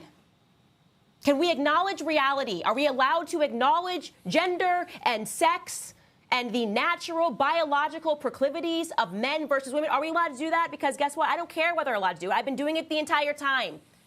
I want male pilots. I want male security guards. I want men back, okay? Men back doing male tasks that they are naturally inclined to do because of their body composition, because of the testosterone that is coursing through their veins. It impacts women differently than it impacts men. That adrenaline rush that we get, something happens to a kid, I very much want there to be women there. When we are talking about guarding the life of President Donald J. Trump, the fact that there were so many women there is just unbelievable. And I'm going to show you, by the way, the director of Secret Service, I didn't see that video. what her priorities were. You're not going to believe this, you guys. DEI. Yeah, she wanted to make sure, as the new director of Secret Service, that we were being diverse, equitable, and inclusive enough. I knew it, bro. Going forward. I I'll knew show you it. this clip, and then we're going to probably have to cut to Joe Biden's remarks. Take a look at this. To expand hiring, they're aiming to have 30% women recruits by 2030, and She's even gotta be allowed kidding me. YouTube influencer Michelle Carre to train with agents. YouTube influencer. As I sit in this chair now, of making sure that we need to attract diverse candidates and ensure that we are developing and giving opportunities to everybody in our workforce, and particularly women. That workforce will be pivotal for the 2024 campaign season. Will it now? That was almost prophetic what she just said there. It will be pivotal. Look what happened. Right? Bro. Look what happened, dude. Horrible. I'm just saying, if it's your life, wouldn't you want the best of the best, the strongest of the strong, the best shot? Yeah. You know, the quickest. She couldn't even holster her. Bro, and then with the suspenders and like they're so short and like the slick back hair, it was just looking like, And it looked like that's she why I was, said it looked like she like was out of, you know, out of LARPing. shape. Yeah. I mean, someone showed the clip of when the shots first went off. All you hear is the women saying, "What are we doing? What are we doing? What are we doing?" Like the men rush and grab him, and you hear the women saying, "What are we doing?" Like you hear them on the mic saying it. It's like, oh man, like because they're not built for those type of stress situations. Like No. biologically, women are designed to handle other things than men are. Yeah. Like that's just it's a fact. And speaking of women, I wanted to show one of the most annoying women on the planet, Amanda Seales' reaction to the. You guys remember Amanda Seales? She worked on got fired from The Real, got fired from that show Chi-Town because she couldn't get along with any of the staff, but she was blaming everybody else. She did the interview with Shannon Sharp where she went on those rants blaming everyone in the world for everything she's ever been through. This was her immediate response to what happened. That shit was more staged than a Tyler Perry production of Medea Runs for President. I lived in Harlem long enough to know that gunshots do not sound like making popcorn on the stove. Pop, pop, pop. Where'd the blood come from? So in theater, in movies, they have what's called blood pellets. They even, people use them in Halloween. It's basically a pellet of fake blood that's in your mouth, and when you crush it, the blood comes out. The blood was on his ear, though. To be frank, his ear bit it. Yeah. Small Hands Trump would not respond by raising his fist in the air triumphantly were an actual attempt made on his life. Please, how do you know that? This was, I believe, done to try to show his strength counter to Biden's fragility. So I just want to I want to freeze that there and show you the cognitive dissonance of a person like this. This is a person who got on live TV and talked about the heroicness of Jussie Smollett as soon as it happened and believed every part of that story from day one.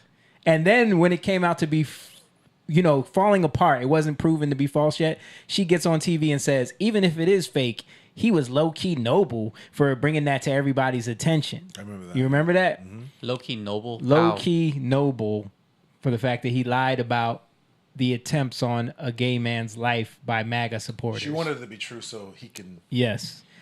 But prove his... the hoops that she's jumping through to make this fake makes no sense at all. Right.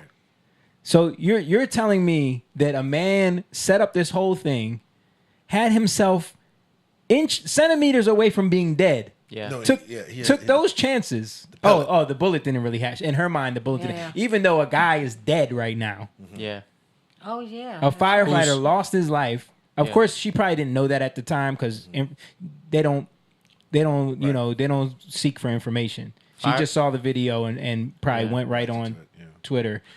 Which is proving the point again that, like I said, I'm not taking any like pleasure in this. I'm just saying, I do feel like at least with social media and the heightened state of people wanting to be entertained or information or whatever, this voyeuristic thing that we have, I do think it's good that we get to see all facets of the base of human nature be exposed from the excellent to the worst of us. Mhm. Because like you said, like she made those statements, whether she believed that or not, she didn't stop to think, you know what, even though I feel like this, let me wait and let me find out. She wanted to be first. Right. What did Denzel Washington say? Yeah. We're in a time where the desire to be first, not Right. correct, is way more important. I think what it exposes even more is that she's led by her emotions. Oh, yeah. Definitely. Because Uh-huh. the Jussie Smollett thing tied into her emotionally, Right. so she jumped to believe that, And even- this tied into her emotionally to jump to disbelief. Right, but and even further, sorry, James, even further than that, she didn't learn from the Jesse Smollett. No, but this is good. That's what I'm saying. The Jesse Smollett situation. You look like a fool then, Right. No, but this and I'm you're saying, about to it's look good. like a fool now. Yes. Yeah, and that's what I'm saying. So the worst and best are in the same thing. Yeah. Which is people like this and people who have this ability to just jump to conclusions or their own biases take over where they can't control themselves to be like, wait, I've done this before. I've done this a few times. Let me wait. Because she did this with Shannon Sharp when she said she was correcting the teacher. Yeah. And she called it racism. And Shannon Sharp, wait, hold on here. No teacher, black or white or Asian or whatever it is, want to be corrected by a child. There's a respect thing. And what did she do when he did that? She didn't correct him then. She went back She on. did. She did? Remember? She went on and she told him, "Don't tell me about my experience." Remember? I only know when she went on. She went off on after and said he didn't defend her. Yeah, and then Right. she called him. She was making fun of the way he looks and the way he talks. Right. Yeah, but no, in the moment they got into a little bit Sarah's about right, yeah. about like him. I feel like you're trying to tell me. You're trying to tell me my experience. was Yeah, invalid. yeah, I do remember that. Yep. But I think, like I said, she and people like that they feel the need to respond right away. Mm-hmm. It's exposing, like you said, their biases, and it's exposing that they're not logical. Yeah. They're just emotional. You know, I'm going to respond because I feel the need to. And I'm going to respond based off of what I want my team to be right about, no matter Right. what. So I'm never. There's nothing that you're going to show me that's going to ever make me admit that I was wrong about anything. But what I was saying to your mom earlier about not just when people like this are a part of your life, not just her, but I'm talking about friends, family. Mm-hmm. When people are like this, one of the easiest things for us to do is just avoid them. Yeah. But what I'm saying is sometimes it is good to get exposed to it so you see for yourself, because sometimes, like I said, with our lack of exposure, because we're hiding from it, we don't know how to handle these things. You know, and what are you going to do? Never be around people like Yeah, that? you don't know how to have those hard conversations. And you have to. Yeah. Whether it's in a work situation, Yeah. whether you're a manager, whether you're a boss, like you guys in a band, you're going to run into difficult people. And when our reaction, especially as Christians, is to avoid these things, we're not prepared, because clearly these people are bold enough to say how they feel. And we haven't been practicing that. Yeah. Now, that doesn't mean go around and offend people just for the sake of trying to start fires, but it's about learning how to put yourself in a situation so you can. You can defend and you can say, hey, no, that's wrong, and here's why. You know, Has she? I haven't seen any of this. Has she come out with another? Of course not. Another video. She's with gonna all stand, the evidence. She's gonna stand 10 toes down. she's hurling and rocks. She's bro. gonna. She's just hurling rocks. Yeah. and There's running. evidence that the firefighter that passed away is real. You know, with his Yeah. family, the neighbors who knew the kid. Yeah. You know, that shot him were all they interviewed a lot Classmates. of them. Yeah, Right. Yeah. classmates that they interviewed. Yeah, that's just hurling There's rocks. pictures of the bullet zipping by. Yeah. Right. Yeah, but and you know, who would agree? Like, just listen to it. Who would say, "All right, so I need the bullets to be real and whiz by. Yeah. Then I'm gonna take out the blood Great, packet. right. Great idea. We need to get someone who's the best shot. The best shot. Split second look away. I'm gonna turn my head, shoots the ear, I go down. Then I'm gonna raise up like a phoenix with my hands up. And I'm good. You're gonna try to stop me. You're gonna try to stop me. And there's a guy that's gonna die. Yeah. Like, come Sound on. like Arnold Schwarzenegger / Donald Trump. I'm trying. Yeah. No. Yeah. It's ridiculous, man. And those people that are saying, like, that was one of the things on the Breakfast Club I appreciated. I'm going to show those clips real quick, too. I can't show them in entirety because they will hit us with copyright, but I will play. Where is that? Shout out to Rachel, man. Rachel Rhoda. Rachel. She said, I saw this comment a while ago. She said, "No, where is the training? Boo, no." And then she puts an emoji like this. Training for what? For, I guess, the women that are training for. I haven't seen Rachel in a long time. Hi, Rachel. Here go Donnie. Here we go. Here we go. Let's bring up the Breakfast Club. Hold on a second, Mom. You want me to read his comment? Yeah, read it. He said, when did y'all get back from singing at the Republican convention? After the guy dodged the bullet. Yeah. You know. Hold on. Funny This guy. is Funny not- guy, man. For some reason, this ain't coming up.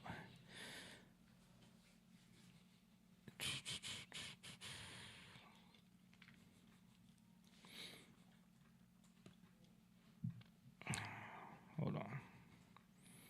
Yeah, so the Breakfast Club, they tried to tackle the issue, but of course, I think like it's crazy that it was you know, very, very biased. Charlemagne it's funny because like he tries to be the voice of reason, but his talking points always come from such a like uninformed place as well that it just it's funny to me. I think it's crazy that, you know, violence can erupt over who you want to vote for. Growing up as a kid, we never talked about politics as far as who we voted for. We talked about politics and we listened to both sides, but it was one of those things where you went into that box and you voted and you kept it to yourself.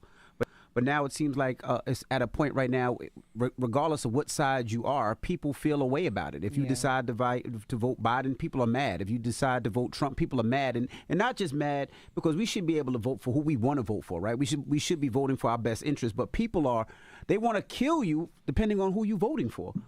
And when he said this, the reason why I played that clip is because he's only speaking about that only happens one way. Like he said people want to kill you if you vote for Biden. That has never been the case. Yeah. Like show me a scenario where people are getting violent against people who voted for Biden.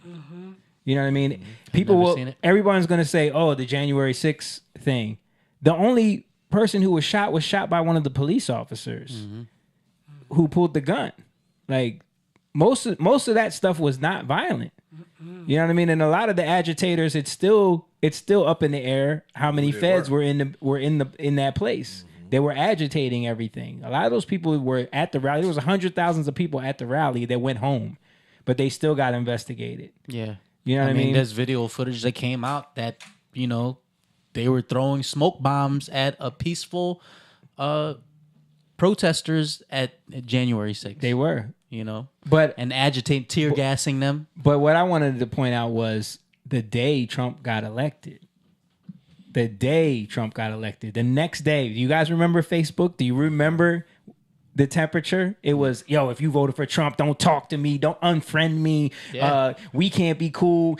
There was videos on Twitter of people saying you voted for Trump, pulling people out of cars and beating them up. You remember this? We showed it on the podcast. Yeah.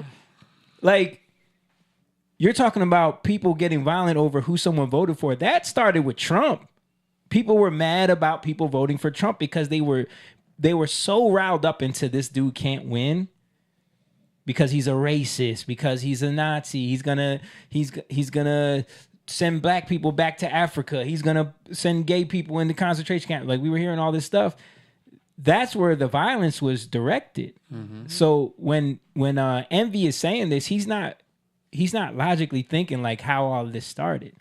He's seeing it now, and even that, like he's seeing the violence happen towards Trump, and he's equating it to both sides. Yeah. I think he's framing it exactly the way he wants to frame it, which is he wants people to believe that this is just happens chance. Yeah. And he's part of the media. He doesn't want to take any responsibility for the constant bombardment. Because he's said it a lot of times. He's made a lot of statements that have, put people in a frenzy. This is the thing, right? What people don't understand. This is why a guy like Dream can be so vicious. You mean Destiny? Destiny, I'm sorry. Destiny. Close. Can be so... Zestiny. Be so vicious because he doesn't really answer to a corporate head or boss. Yeah. He doesn't have to worry about being called into office. So he can speak a certain way, which in a way, at least he's honest, right? But people like Charlemagne and all the others, whether it's conservative or Republican or Democrat, they have to speak a certain way and they have to frame things. But this time what we're seeing is the left wanting no part to do with their framing. They built a bridge for people to walk over. Yeah. And they want to take no responsibility for building that bridge. And that's what that is. But you they framed also it a certain way. They also are very uninformed and say things that continue to spin up that narrative. Like we showed the clip before where MV goes on this rant and he's like, didn't Trump tell everybody to drink bleach? You know what I mean? Yeah. When we know that story is fake. Right. I say he was smart now. I just said what? Well, what'd he say? Donnie said he puts the palm on the face emoji. Yeah. 4 of them. He said, "So who beat up Pelosi's husband?" That wasn't a Trump. That wasn't a Trump supporter. You know that wasn't a Trump supporter, right, Donnie? Did y'all see all the comments of the Republicans saying it's war now? I mean, the Pelosi thing real quick. A man who didn't get paid for his services. Yeah. A man who was mad about his night out with Pelosi. Yeah, with that Paul was Pelosi. some weird naked man in my house with a hammer. Yeah, Republicans are using language like it's war now, but dude, who are the ones that are actually committing the violence? Who's the one that shot somebody at a baseball game a couple years ago? Who's the one that broke Rand Paul's ribs outside of his house? Who's the ones that burnt down all the police stations? Who's the ones that created a whole autonomous zone in Seattle? Who's the ones that took the siege on the White House on May of 2020? But see how the media lies and says it was a Trump supporter that beat up the hit Paul Pelosi. Yeah. And it wasn't. That was a lie. No, yeah, exactly. But again, that's the media's job, is to spin everything, just like they tried to spin this whole thing. Like I saw members of Congress saying that this was Putin and Trump's plan to make him look heroic. Like, and then he had to come out and retract it after that. Like, you're really going, Putin is involved in this, dude? Like, come on, man. Come on. The I'm level so of done. derangement is just beyond compare. I'm done with the Russia thing with Trump and Russia. Yeah. Come on, guys. The guy who took this picture, he's gonna mysteriously die from eating oatmeal. Yeah. Why did you take this picture? Yeah. Let's play the next clip. To be honest with you, This is Jess Hilarious talking about why she thought it was fake. to be honest with you, this goes back to what Charlemagne said. I thought it was staged myself. You thought it was staged at first? I honestly did. I mean, nobody moved. We saw the video. It's a couple reasons. Nobody moved. Did you watch it? Nobody moved? We just played it. Yeah. We just played the video. My goodness. Nobody moved when gunshots rang off? Like, where are you getting that from? They hit the ground. Yeah. No, what she's referring to is what happens in the hood clubs when everybody starts running. That's what she means. Nobody run for the Mitsubishi Galant. Yeah. Moved for real. He didn't react like he had just got shot at. It was like he wasn't even trying to get off the stage. Like they had to get him out of there. The people behind him just wasn't phased. You know for that? a while. It's funny that you said that. I called my dad is Here a go retired Envy police again. officer. So when I called him and I'm like, isn't it strange that gunshots went off and they didn't scatter? Like, no. What are you talking about? Oh my gosh. But see, when you live in a world where you're trying to see what you want to see, you're trying, you can't believe, like, the fact that they so desperately don't want Trump to be anything other than what they've been told that he is for the last 6 years, Donnie, that they have to spin everything. Oh, he's just a liar. He's a dictator. He's this, he's that. And so when something like this happens, the only way you can spin it is it's got to be staged. Right. He called his dad, who's a retired police officer, like, what do you think? Isn't it weird? You're trying to get some affirmation, like, yeah, I think it was staged. Right. And I have a friend who's a police officer, and we were talking about that. And he said, listen, you have to understand, you know, like when you go on a plane and you sit next to the exit, Yeah. right? They tell you, hey, in case of emergency, do you want this responsibility? Yeah. Yes or no? If you don't, you switch. You switch. Go right. Yep. Now, in a political rally setting, Yeah. right? They tell you the people who are going to get picked to go on stage. Here's the deal. Or be behind the stage. Or be behind the stage. Yeah, They- you they- can't move. You can't go to the bathroom. No, you can't go. Yeah. Once you're there, you're Yeah, there. you're locked and in. they tell you what to do if something happens. If this happens, do this. If this happens, do this. What they're talking about is how they would react because they're thinking about it from a certain type of setting. They're not thinking that the people on that stage have been debriefed, have been checked out. But if you watch the video, you see everyone ducking and That's running what I'm and saying. scattering. That was the instruction they were given. Yeah. Except for hippie dude with the glasses And a the couple hat. people, which I'm gonna show you a video that looks very suspicious. There's a couple Oh, people. I seen a woman. Yeah, there's a woman, and then there's another Secret Service. Like I'm gonna show y'all some stuff. Here we go, conspiracies. But then Charlemagne kind of comes in and says that, like, right. They didn't run. Right. They did, people did though. Like I guess Not behind them. They didn't Yeah, scatter. I Talking think- about the stage view of it. Yeah, I think y'all was you looking at a certain group of people. There was mad people running and covering each other. Like that's how the guy got shot and killed. The guy got shot and killed because Covering his family. he covered his family. Yeah, but on the stage, Yeah, I you didn't heard see like that nobody after. scattered. Like Yeah, it just I heard seemed that like after. when you still first seen him, still like, trying nobody to moved. hold on to And that. I just and Heard then it like after. you said, we live in the times where you don't believe anything because every time we do believe something comes out as not true. Well, most of the time, it's not true. Oh, it's So, AI, right? Yeah, and then also No, it's not. Again, like I said before, yeah, those are all the stories you've been pushing to people that we find out are not true. You know what I mean? Jesse Smollett being one of the main ones. Let's see what this next clip is. If you're just joining us, we'll open up the phone lines 800-585-1051. We're talking about everything that went on this weekend. The assassination, the rhetoric.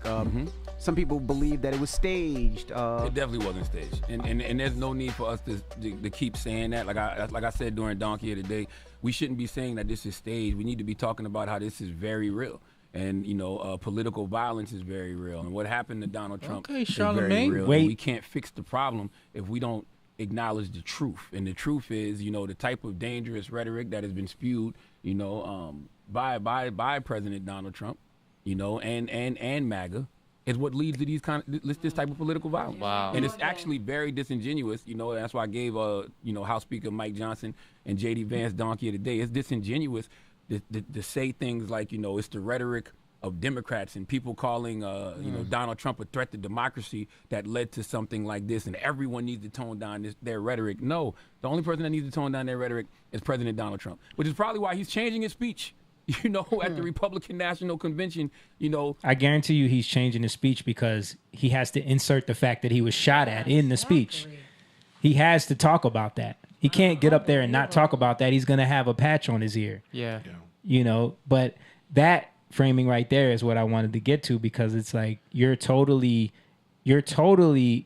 not willing to acknowledge the role that media has played in demonizing a man for so long, creating this super villain monster that would amplify somebody to want to go and kill them. Like, you have to take accountability for that as well.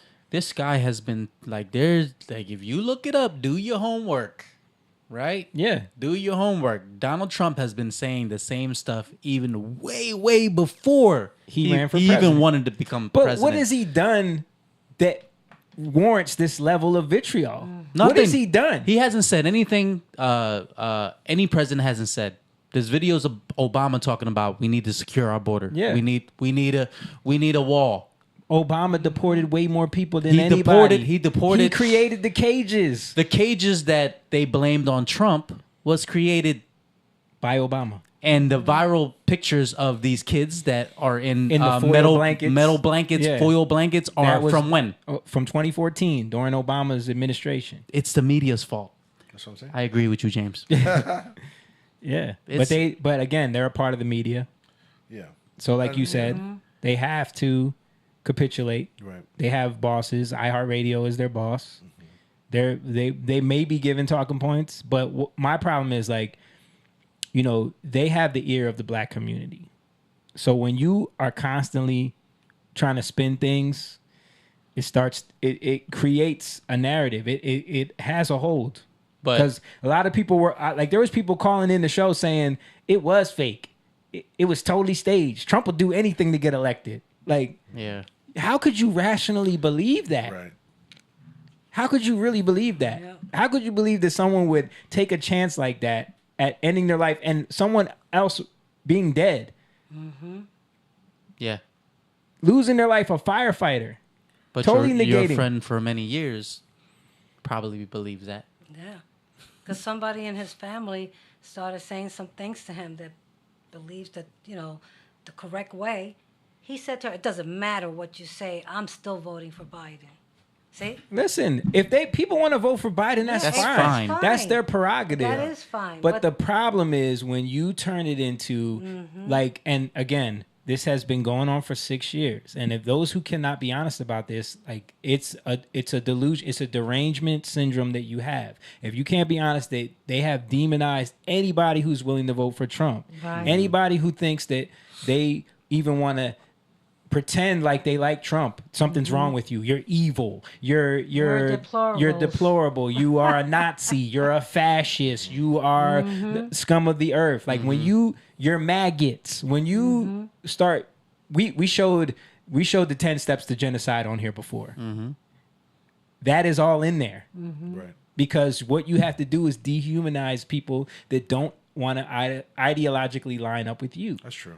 And we also with that said, we gotta hold some of the Republicans accountable for them not being as cohesive as they could be when they started saying they don't like his language. Yeah. They don't like, so they set a tone too, because those things can be used, bro. And let's say this for the record: like, I am not a Republican, and I do not like the Republican Party.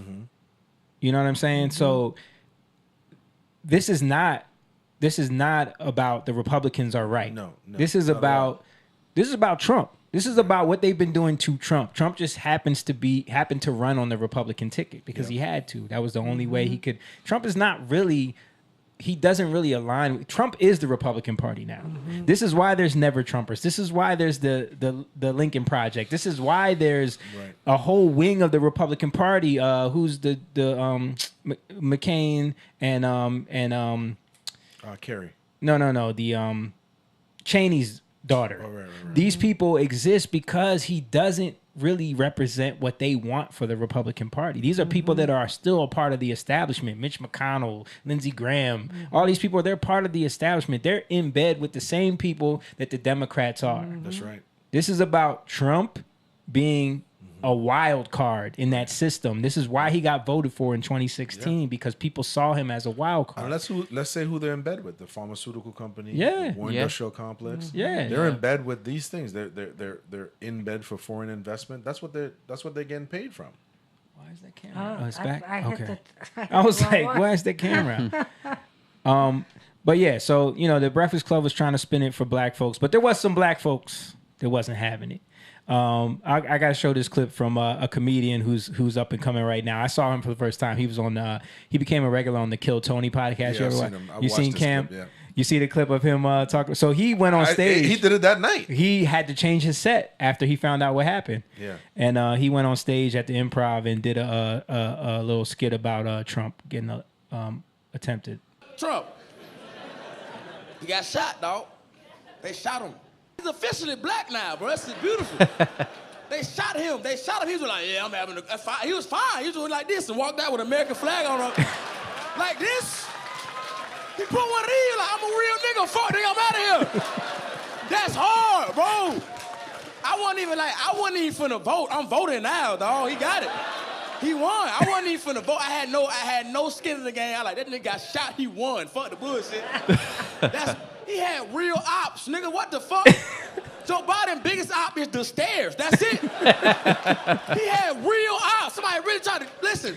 That's how you know he a real nigga, bro. Trump been just ready to go this whole time, and like, we gotta fucking off his ass, and missed. And just skip this ear and missed. That's crazy, bro. Hey, Mexican nigga, you fuck with Trump? Yeah? Hell yeah, that was good. Yeah, yeah. So he went on stage, did that whole little skip. Then there was, of course, 50 Cent. Oh, 50 Cent something? He tweeted this out. Look. He tweeted this out. He did that? Yeah. Wow. I saw that. Yeah, and you know everybody's been using the Many Men song with That and Tupac. That and Tupac. But so then 50 went on stage and performed Many Men. Ready? Look, and he put the picture up with Trump. Wow. He's the ultimate troll too. Yeah. Yo, you crazy, man. But yeah, like I've been seeing so many clips on Black Twitter. People been like, yo, Trump is the blackest president ever, bro. They try to put him in jail. They trying to kill him. They try to arrest him for everything. Yeah. Like, yo, it's funny. But yeah, so I want to get into some of the Secret Service stuff real quick, before we wrap up. So of course I showed y'all the stuff with the women. That was the first part of it. But then there's other experts who have come out and spoken about little weird things that they can't explain. Let's play this clip first. That the roof where the shooter was located was a well-known, high-priority vulnerability.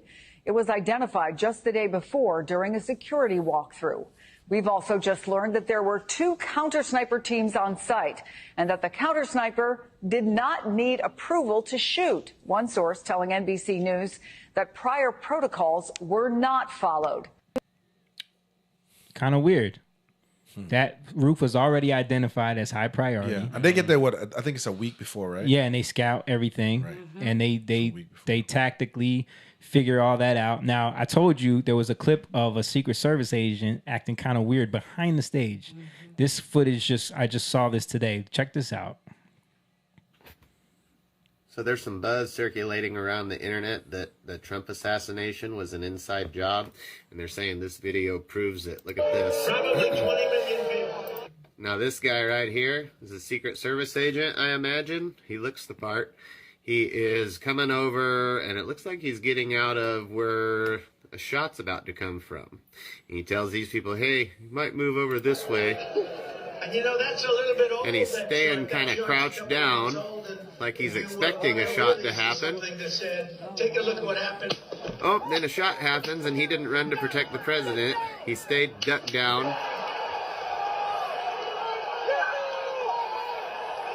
And I thought he's supposed to run and protect the president.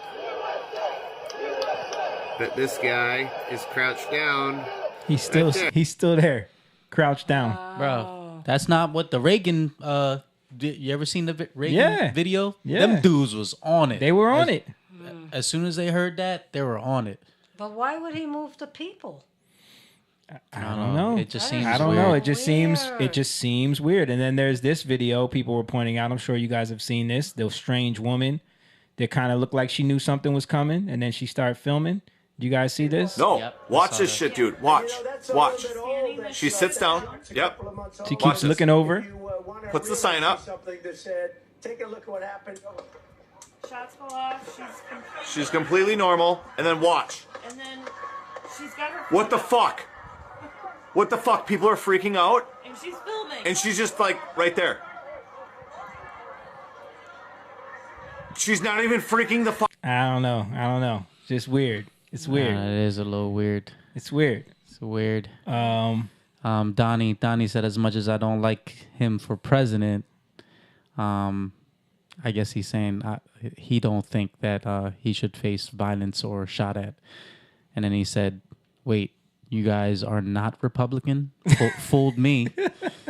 And then he said, not saying it was staged, but think how you would react if you were shot at.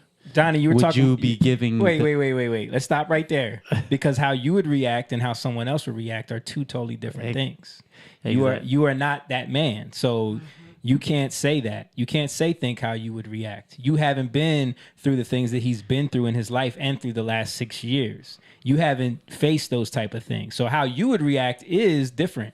Yeah. You would react different if somebody ran up to you and tried to swing on you than someone else. Like it's just the reality. Yeah, like, it is. Not everybody's built for everything. So you can't say that. That is not a fair statement of logic to make. Like you can't try to assess a situation that way. I wouldn't have reacted like that. Like, we agree. Yeah. We agree. And I don't think Joe Biden would have reacted like that either. He would have pooped his pants just like you said. Yeah. To finish what he said, would you be giving fist pumps or would you be running for your life? Exactly. But again, this is why Donald Trump is the man he is. Like Dana White came out, he said it. Like there was a dude who was his caddy at the golf when he was at the golf course. He was at the golf course the next day, right? Yeah. And the dude said that, and that people are, coming at him for. Oh yeah. But I mean, what is he supposed to do? But this dude, matter of fact, I'm gonna read this statement because it was actually kind of telling. And Dana White came out and said he talked to him on the phone right after that, and he said that when he talked to him, like the way he was talking on that phone, he's like, "This is the baddest dude I've ever seen in my life." You know what I mean? Yeah. So here we go.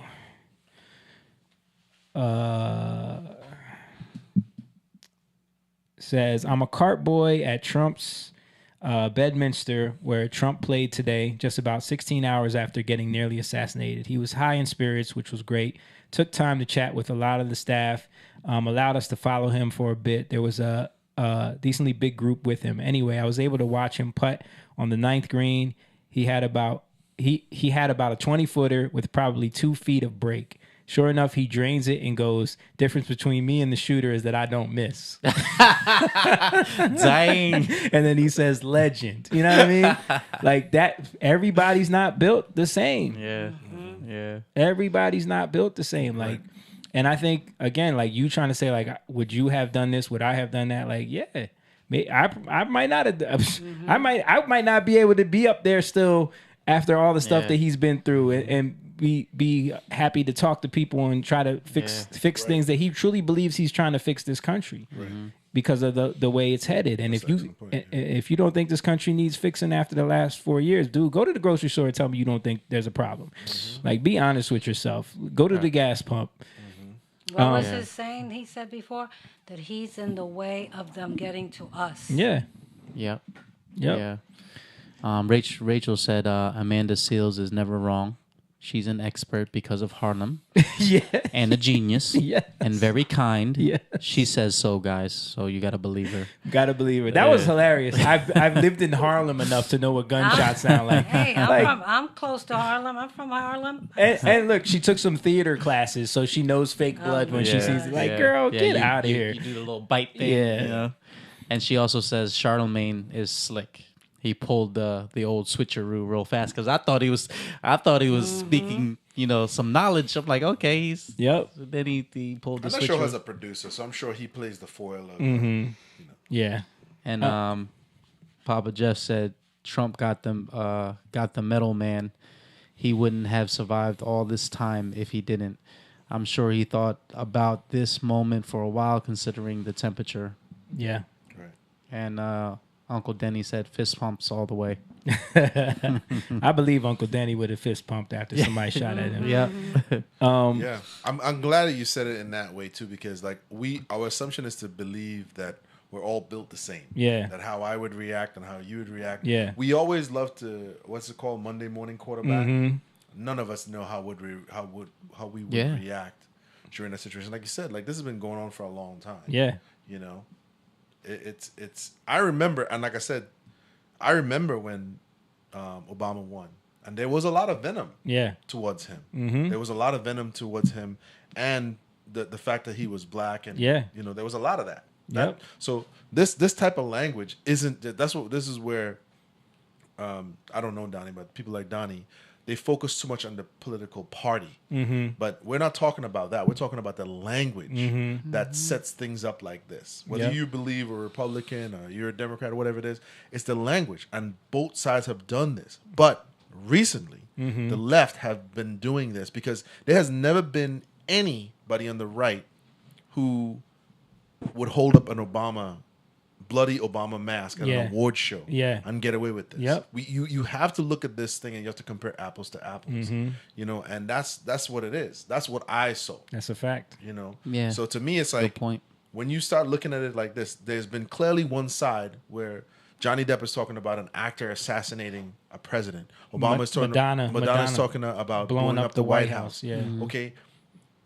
Like, we have to say, okay, what happened during the Obama administration, there was definitely some venom. There's definitely some hatred from the conservative side to it. But none of them were allowed. to that level, though. That's what I'm saying. None of them were allowed to be on stage in an award setting saying this. They wouldn't. You know what I mean? So that's the difference that I saw. Yeah. You know, and that made me, whoa, okay, you're going too far. And I've been saying every award show was allowed to talk about Trump. You're getting cheered. Yeah. 82-year-old Robert De Niro, who has a 1-year-old, is out Talking in the street about holding beating up press Trump. conferences, wants to punch him in the face. Yeah. Dude, you're 82 years old. You probably got 10 years to live. Go spend it with your child. Right. And stop trying to be a fake tough guy. Yeah. You know, this is You only play a tough guy in a movie. right. This is the kind of language that these people can turn it off and move on to their lives and their millions of dollars, but it may affect a 20-year-old kid or someone different. And they may feel the need, well, I got to do something because this could make me famous or infamous. Yeah. You know. How does this language affect people? That's what we're talking about. It's not about political ideal. It's not about political party. It's about how things affect people. Yep. Regular people. Right. These are celebrities that, economy don't affect them. Yep. Like PBD said it himself. I liked what he said. Yeah. He was He's like, honest about that. When he was talking to Bill Maher, right? Yeah. He was It's like, not- and he said, you and me, it don't affect us. It don't affect us. Let's stop pretending. That's why. Yeah. Right. That's why you guys don't understand. Right. Yeah, and I no. like that he's honest because, like I said, like, let's stop pretending you're like me. Right? You're not. Yep. You know, it doesn't affect you. Like But that's why Don Lemon, Joy Reid, all these people that they say all of these things. They told the black community for how many years, like, yeah, let them all come in. They need a place to go. Right. Bring them in. But now where are they? They're in your community. Right. They're using up your resources. And then to go further, when you start looking at these people, where do their kids go? But that's what I'm saying. Who are they married to? Exactly. All white men. But those immigrants coming in, taking jobs, taking up resources, it don't affect them. No. They're in gated communities living with all the white people. Yep. That they hate. They shipped those Mexicans to Martha's Vineyard. They sent them right back. All hail no. You know what I'm saying? So when you listening to them tell you about what's important and what we should care about, they don't have your best interests at heart. No, they don't. Donnie said, point well taken. You are correct. We are all different and would have react differently. And Uncle Denny said, the truth hurts these people. He's talking about your point. It's a good point. Oh, okay, cool. Your point is well taken. Thank you, Donnie. Thank you. You know, I try a little bit. But again, like we were talking about, like, this is what we're doing here. This is not about spotting political talking points. It's about, today's episode is about pointing out where does this blame lay? It lays at the feet of what modern media has become. Yeah. That's where this blame goes, right? And there's plenty of clips that you can go, anybody watching can go and look up. Just type it. Yeah. And just go look at the language.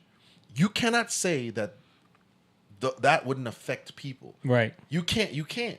It just is. And I think to even go a step further, for Christians, the blame is on us. For those of us that have gotten swept up into this, because it shows that we don't trust God. No.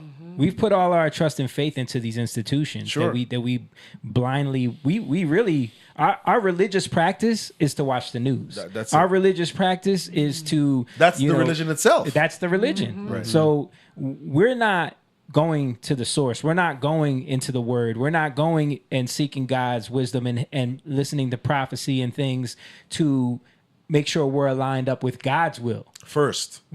Before we we don't put that No, first. that's What true. are we putting first? We're putting first Political party our political ideas, yeah, party yeah. ideology. Our what are my social group? What are they talking about? I need to align with them. I need to make sure I'm not doing anything to get shunned by my group. I need to make sure that I'm putting the what I said black earlier. the black Yep, yep. agenda first. Yeah. Is the black agenda before God's agenda? But you know what's so funny, Jamie? Simone wasn't there. What was Jake talking about Sunday? Putting God first. Putting God first. Right. For sure. And aside from that, to add what you're saying, doing all of those things, but when men and women who we hold up in esteem are wrong, we don't hold them accountable. don't hold That them doesn't mean destroy them. Yeah. But you have to hold people accountable. There's this language where you look at the kids, oh, yo, he beasted him. And Yeah. we take on that same language as adults. Mm-hmm. Listen, there's a big difference between correcting someone in love and trying to embarrass them. We've taken this culture of shaming people and wanting to put them down. Mm-hmm. It goes viral. Right. So we're all looking for this moment. Yeah. Instead of saying, look, I can hold people accountable, but I don't have to embarrass you. Yeah. You know what I mean? We can have a discussion, Yeah. I mean, that's a huge thing. And again, it goes back to we have not learned how to be proper judges. Right. And like you were saying earlier, this is where the Christian community, we are not willing to hold our very elect leaders accountable sometimes when they say things and do things wrong. And then that sort of trickles into politics. Right. Where Because look the again, other way, it's your team. How do we know how to judge accordingly if we aren't seeking God? Right. Yeah. You can't learn that. No. You get that from Jesus. Right. So if we're just basing it off of the talking points that we're given, if we're basing it off of this 10-point plan that was laid out by our political party, we're already lost. Right. We're already manipulated. Right. And I think we've gotten so far away from that, especially over the last 30 years, that it's like we need to find our way back into putting God first. That's right. And then things like this are not going to happen. Right. Because that could become your God too. Yep. You could unknowingly make politics or the media or just entertainment your God, where you're tuned into the chaos. Or whatever cause wraps you up. If it's Black Lives Matter, if it's Israel and Gaza right now, if it's whatever, if it's LGBTQ, any one of those things can become your God. Sure. If it's getting Trump out of office by any means necessary. And part of that is a lot of it is inner healing, because if you're not healed, you find yourself wanting to latch on to whatever little thing that comes about, because you truly there's not inner happiness within you. So you're trying What's to your find purpose? Yeah, exactly. You're just trying to find anything to latch yourself onto. Right. Yeah. David Rodriguez said, yes, because accountability barely exists anymore. So we do need to correct them and always always have faith over fear. Yes. Facts. Yeah. That's what this is about. Yeah. And I think, people can get that misconstrued, because a lot of the times when we show clips, when we're showing videos, the purpose of it is to expose certain things that you might just blindly pass over to see like where the manipulations exist. Right. So you can't fall into that. But the ultimate purpose of it is to lead everyone back to seeking God first, because that's the ultimate thing that's going to stop you from being constantly pulled and manipulated into being like the waves of the sea. Right. But keeping that in mind, I want to show a couple more clips of some weird stuff. He was doing the job. I wouldn't even be doing this. I'd be at some beautiful places, the gorgeous ocean, the Mediterranean. Look, they're all pointing. The Atlantic, maybe the Pacific. Yeah, someone's on top of the roof. Look. There he is right there. Right there, see him? He's laying down. See him? Yeah, he's laying down. Instead, I'm here with you fighting like hell to get a Senate. What's happening? And to make sure we take back the White House, because if we do, we're going to make America better than ever before. We're going to make it. Yeah, look. And it's There he not is. easy, because we have millions and millions of people in our country that shouldn't be here. Dangerous people. Criminals. We have criminals. We have drug dealers. We have people that should not be here. Right on the roof. It's much tougher. Like, clearly they knew this guy was there. Mm-hmm. Clearly they knew this guy was there. How do you these, explain all that? these civilians, Yeah. all these old ladies? He's on the roof. Yep. They're doing a better job than the Secret Service. They're doing You guys did a job. But how is that possible? That was another dumb statement from Envy on the Breakfast Club. He tries to equate it. He goes, I saw another thing going around on people talking about if the Secret Service couldn't protect Trump from a shooter, like, do you really want teachers in schools with guns? What? And I'm thinking, like, how the hell does that make any sense? Wait. Say this again. I'm confused. If the Secret Service, who is supposed to be the best of the best at, like, stopping a shooter, what are teachers that aren't trained as good as that gonna do with a shooter in a school? Like, do you really want to trust them with weapons in a school to stop a school shooter? Like, people were saying this as some kind of gotcha all over the internet. In whatever circles he watches, which I'm assuming is like Black Twitter, right? Like, they're trying, like, the leftists on, and it's probably a bunch of, college educated Black women throwing this around. But how does that make any sense? First of all, and Charlamagne even said it. He was like, "Yeah, but they stopped him right away. As soon as he shot, they stopped him right away." You heard pop, and then they shot him. fire. Like, imagine they weren't there. Yeah, that would be a school shooting. Yep, because there's no defense. That'd be way more death. He would have been able to kill everybody. Yeah, everybody that's behind Trump. Imagine there was no secret. So you're like, that it doesn't equate at all. What are you talking about? But he said that, he was like, would you really want to trust teachers with guns? Like, yeah, because if the teachers have to be the last line of defense, they can stop a school shooter from doing more damage. Yeah. Like, because he's saying that they were supposed to prevent the guy from getting in to begin with. Okay, so yeah, they were supposed to do that. But the fact that they were there stopped him from doing more damage. Yeah. And stopped him from actually killing him. Yeah, exactly. Like, how does that make any sense? But I think the people probably saved Trump's life, man. Like, the people that warned the police officers. How do you think? Oh, because the guy had to rush his shot. He had to rush his shot because the cop came up there and confronted him, and then he pointed the rifle at him. The cop jumped down. Yep. Because he probably was nervous. Yeah. And then he was probably a little off. Yeah. And he wasn't that great of a shot anyway. Yeah, probably gave the snipers some more time to get him. Yeah. I'm just saying that's what I feel. How you let a dude ring off like 4 shots before you kill him though? Like, bro, that's crazy. Cause I don't know if they got the Secret Service got the right person, to be in charge. Yeah, I mean, listen, I agree. Equity and inclusion. I want to show this one clip of a ex Secret Service, because he was on CNN, and watch, because he starts saying what we're all thinking, and watch how she panics. The host, watch. I look at all of these things, and I look at different videos where an assailant will pull a firearm on a law enforcement officer, and the first thing they do is they immediately pull and draw and mitigate the threat and the risk. I ask why the local law enforcement officer did not do so.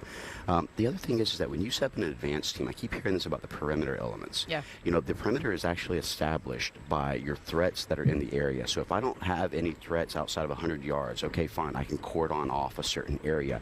But if I have a building 160 yards perfectly adjacent to the stage, that's an obvious threat, especially with an elevated position that has overwatch. That's a sniper's paradise.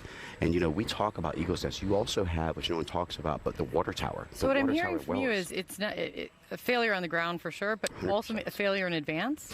I think it's a failure in advance. I think it's a failure to have the counter snipers to be able to establish their range fin and their sketch maps. I also heard we've also learned that local snipers were stationed inside that building.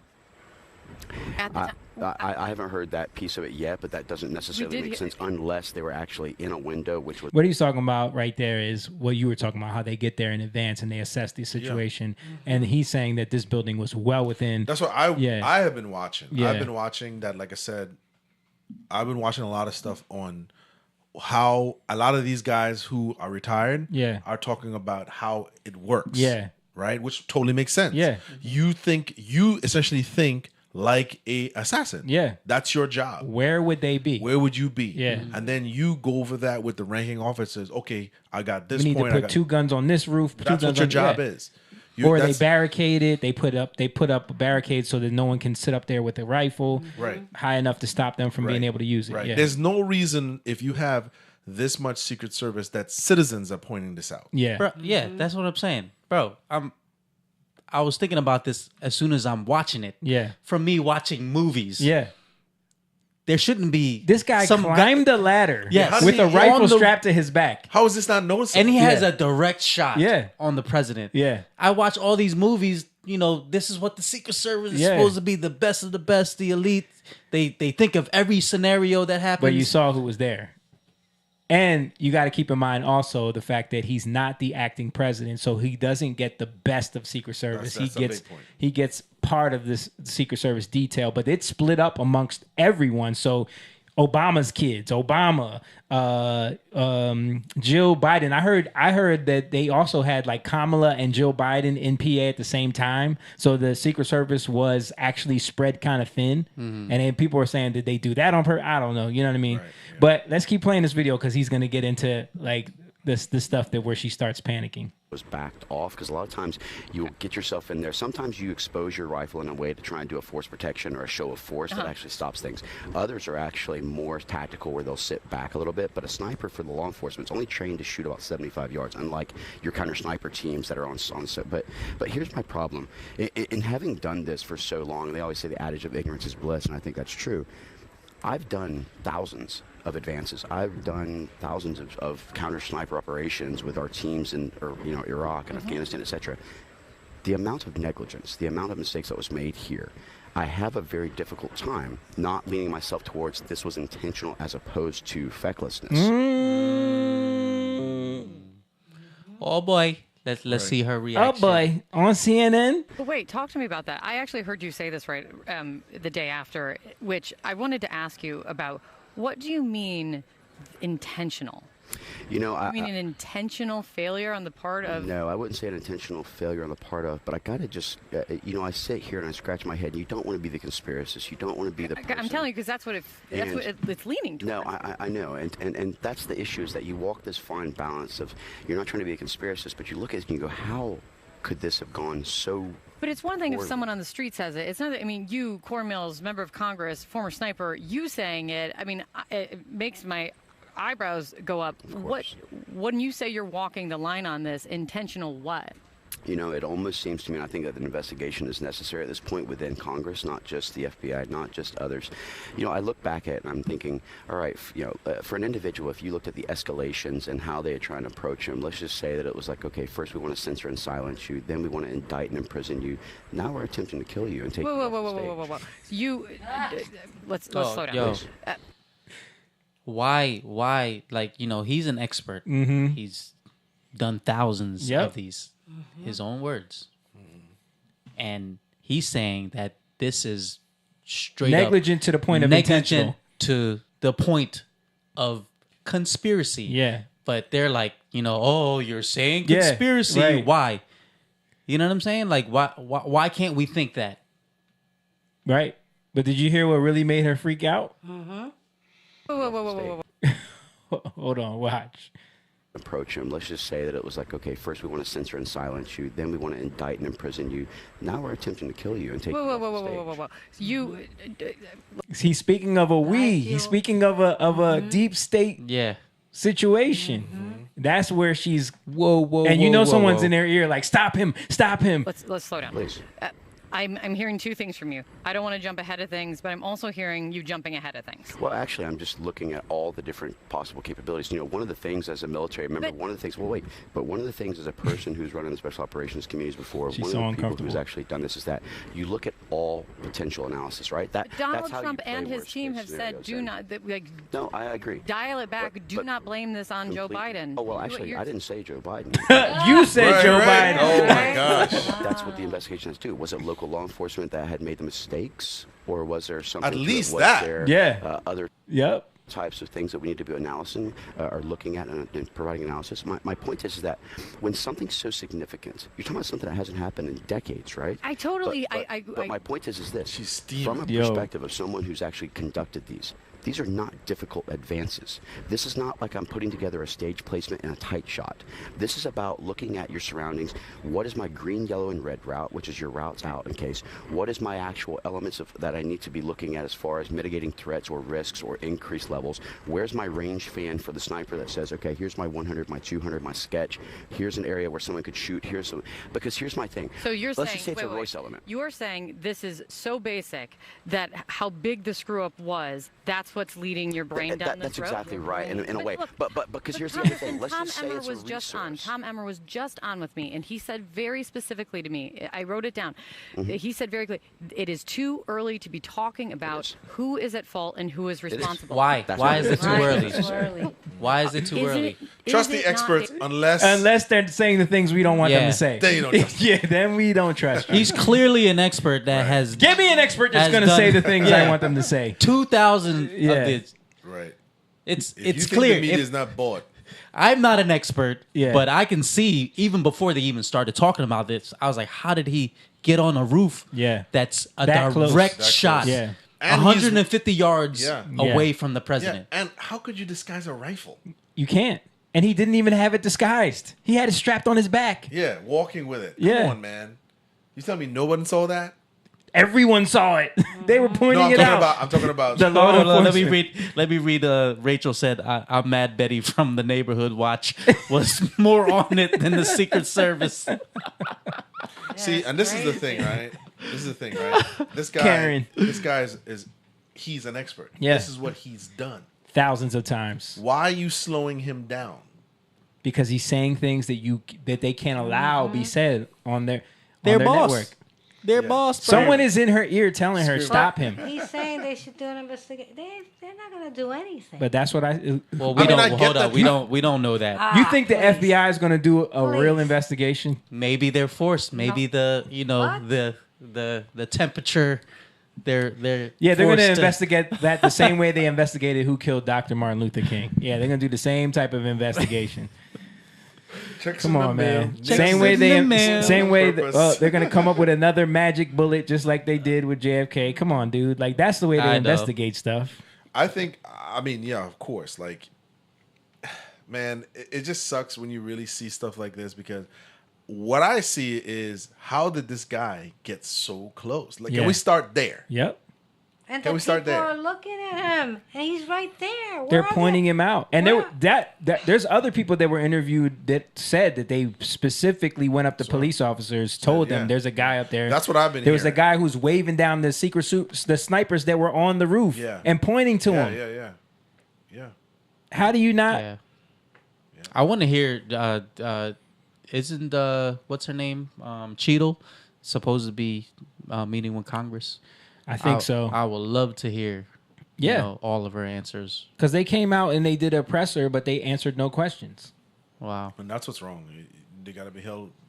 This is your position. You got to answer questions. Yeah. Yeah, I mean, it's crazy to see that an expert could get on TV and raise those type of questions, and you see that reaction. Yeah. Mm-hmm. You know, we can't even bring this up. Like, so when people are saying it's staged, that's it's okay. like, that's okay. Yeah. But if you're saying like this shouldn't have happened that easily, something else is at work here. That's conspiracy. Whoa! That's conspiracy theory. Yeah, but even though you did 3,000 of these, but he never. you're said, not an expert. Yeah. He never was accusing Biden, and she brought him up. Yeah. Well, she knows. She knows the script. She's been reading it. She's like, ooh. Here's one more military expert who was talking about it too. Jake sent me this. If you don't know me or are new to this page, I spent just about 17 years in the military, just about 14 of which were at Tier 1 Special Operations Unit called JTF-2. Our sniper team has the world record for the longest confirmed sniper kill. And a huge part of our job while I was there and while I was a sniper was doing close protection for VIPs up to and including the Prime Minister when he would go to dangerous countries like Iraq or Afghanistan. We would be in charge of that security. So I'm very familiar with the layout of these types of things and what the jobs should be. And yesterday, what happened I have no doubts in my mind that the shooter had help from somewhere within an agency, an organization, or the government. The second I saw that aerial photo of what they were saying happened, it immediately made no sense to me. You cannot, in broad daylight, get onto a rooftop within, it looked like maybe a couple hundred yards, if that. You can't get into that position with a gun when there's a president speaking. It cannot be done. It's not like you don't even need to be a sniper to know that it's the most fucking obvious thing, an obvious place in the whole world. You could be a 7th grader. Like, what do we need to do for security here? Or a guy that likes watching movies. They're almost within zeroing range of a rifle. So it's something happened, and I'm not pointing fingers at anyone. It's too obvious that this guy had help getting there. So whether it's someone turned a blind eye or it was strategically planned, I mean, it had to be planned to a certain level, because events like that and security like that, it's not a small thing. And that is the most obvious place to be. On top of that, I find it very strange that, if the story that comes out is like, oh yeah, he snuck into position and he got set up and nobody saw him, it was an oversight, security, and overwatch, and we just made a mistake, sorry. I think it's also very weird that if that's the case, and someone is good enough to stalk within 150 to 200 yards of one of the hardest to stalk targets in the whole world, you're not going to miss a shot. You're not going to miss that shot. Like, if you have the skill set to get in there, avoiding all of these security, all different layers of security, then you will have the skill set to hit that first round. It doesn't make any sense. So my opinion is, and whether this comes out now or way later, is that this guy had help from somewhere. And I think it's obviously concerning. It's going to be wild. I think it's all you're going to see for the next little while. Anyway, just because I keep getting asked, that's my 2 cents. Have a good day, everybody. And there you go. And so what does that imply? What are the implications of these experts coming out and saying things like this? It shows you that this ain't over, and there's something else at work here. And this is why, even more than ever, like, we got to keep praying. We got to trust God, because like we said, we were this close to things erupting into a whole new level of chaos that we haven't seen in this country. And the temperature is still up there. And it's only going to take one thing to spark it off, because you still have people that want to see this man dead. Like, they are cheering for the fact that someone tried it. Yeah. And then you have other people that, if that does happen, they're going to lose their SHIT. Yeah. I heard Patrick Bet-David talking about it. He was like, if it did happen, my first thought would be, there is no podcast. I'm hiring security for me and my family, and I'm flying home, and we're hiding out, and we're discussing what's the next plan. Because think about it, he's a prominent conservative voice too. So what is to say that someone wouldn't target more people? Now he's got to have security everywhere he goes. So it changes the dynamic of everything. Right, and you're saying that, and I thought about this too. I don't think people understand what they're asking for or what they think would happen. Because the very people that are spitting you this message, they would run and hide in their hole. Yeah. But the average person who don't have the means to fly out on a private jet or have a bunker or have people or have some sort of food source that they can get, you would be caught in the eye of the storm. So what you're asking for is, you don't know, you truly don't understand what would happen. You know what I mean? Yep. That's the thing. Then the other thing I was going to say to you is, what's funny to me is, I'm looking at it from the tactical standpoint. One thing I didn't see is this. I get that this is new and fresh and everybody's trying to figure out this. But one thing I have not noticed is the news shows the footage of the reaction, but they never show the layout. I've seen very few footage of the layout to understand, oh, wow. Because once you see it from an aerial perspective, you're like, oh, this was obvious. This is elementary right here. Right. Anybody. It was literally the only other building someone could be on. And when I saw that picture, when that picture zoomed out of the building and everything, this is it's obvious. Come on. So like that's what it is. And you see, when a guy like this speaks, it's gonna be the conspiracy and this. Yeah. But imagine if he was speaking and that footage of that aerial was right there next to his. Now all of a sudden, we have so much. We have the guy on the football team with the marker drawing out how he dropped the pass. But imagine that guy saying, "Listen, look at what I'm looking at." That's a clip right there. Yeah. right? Let's say he's up there speaking, and they say, "You're an expert. Explain to us where this fell." And here's the map of the building. Okay, here, Susan, this is what I'm looking at. Yeah. This spot and Right. this and this and this. Right. Why wouldn't they do that? You know, that's interesting because Jake did send me a video. I don't know. And this dude It looks is kind of like within that. 130 yards. So Ruslan is talking to someone who is also military Right. and a part of this. And it's that same, it's what you're saying. Like they have it mapped out here. Right. That's You what see I'm saying. That's what if you see if someone is explaining it from that standpoint, that's Yeah. an obvious. So let's watch this real quick. It's a short video. I just want to see, since you brought it up, let's watch this video. Now, I told you, Remy, we just went shooting with some SEALs in San Diego just a couple days ago, and we were shooting 200 yards away with a scope and had never shot before, and we're hitting like multiple hits out the rip, no training, just hopping on a scope, bang, bang, bang, just you just hear the ding, ding, right? And so the fact that he was able to get this close to the president from your vantage point, 130 yards, which is a little further than a football field away, is you're saying like this is a complete security breach that anybody allowed this to happen? 100%. I mean, that's the equivalent of allowing somebody to go through TSA with a canister full of gasoline. Wow. You know? Wow. Like, Yeah. oh yeah, come on, we're not going to check any liquid in there. No, I don't have any liquid in there. Okay, just go ahead. That's Right? what I'm saying. Like, Yeah. Yep. Right. Yes, that was an absolute failure. That building, not just that building, not just that elevated position, but any and every elevated position. Like, look at that. That shot right there. Yeah. See, Very you can few see, of that. You can see where Trump is. You see the stage there. You see where Trump is. You see where the sniper positions were they were at the two roofs right behind the stage. But the only other roof is where all those lines are pointing. Right. Yep. Right. And that's what I'm saying. nobody on there. Nobody. Right. And that's what I'm saying. See, this footage right here is not on any of the major news. Yeah. So people don't see it from that standpoint. They just see the footage of the people. Yep. But when I saw this on X and I saw them explaining that this is a major flaw right here. So did that other person die? Because it's showing 2 casualties here. Yeah, they said 2 people died. So the other person Yes. that got shot died too? Wow. Yeah, wow. it was a woman, right? So now 2 people are dead. Right. But it's still a hoax, guys, right? Right. And that's shame on those people for saying that. But like I said, I think the way the news is framed, like I said, if we have an expert on, you should be able, you But they won't do that. Yeah, that's what I'm saying. It's It makes it too real. It's too real. It gives people a visual of it. Right now, people are just like, oh, roof and guy on roof. I don't know. He shot. a little bit of blood in the air. Yeah, not that like, bad. yeah. But when you can see it laid out like this, like, yeah, it's obvious. It's- Somebody should have been watching that. First Where of else all- where else would these snipers be watching? Look around. First of all, any president, past president, that would not happen Yeah. because there's always somebody there. But Right. for that to happen, that's very suspicious. Very, very suspicious.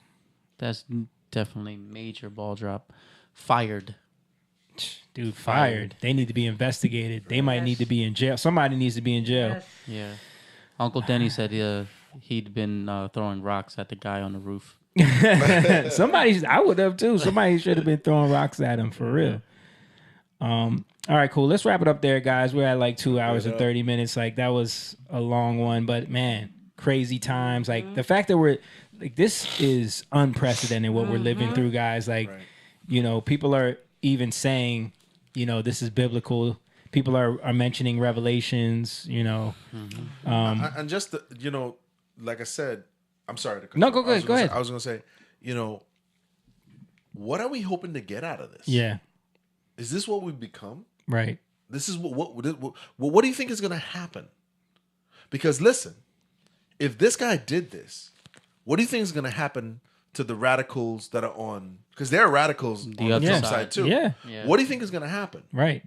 What do you think? You think people are going to be like, "Well, we lost that guy." Right. All right, let's start over again. You think? Well, Trump's out. All right, let's go to the DNC and see who's up next. Ron, you want to warrant? Nah, it ain't gonna go like that. What are you guys wanting out of this? Yeah. Do you realize how? Like, I was just thinking about my kids and all our children, man. Like, do you know Yeah. they're innocent in all of this? You're asking for civil war. Yeah. Yeah.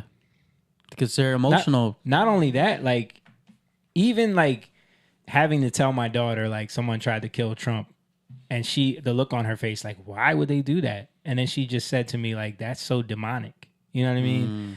Like imagine if it really happened. Yes. The trauma that she now has to deal with. You don't even think about that. Like, that's a traumatic experience for everybody. kids. That's to why know. I thought of his son. Yeah. I thought of that young man. I was like, everybody's running around. I'm like thinking about this young man. This young man for the last 8 years of his life. Yeah. People hate his father. Hate him too? You know, he's just a guy. He's in the, like, no one thought about this young man sitting in that crowd with his father. Yeah. You know, being shot at. Like, I get it. You know, it happened to Trump. But what about this young man who's been dealing with this for the last, how old was he? He's 15? No, 18. He's 18. Yeah. Right. Yeah.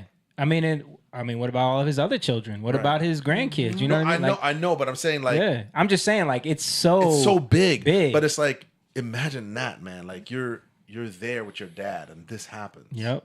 You know, Yep. like, But think about it. He gets to see how his dad responded. He gets to see that instead. Yeah. And that could create the type of power in him that people aren't ready for. Yeah. Right. You know what I mean? And a Baron that sees what his dad went through.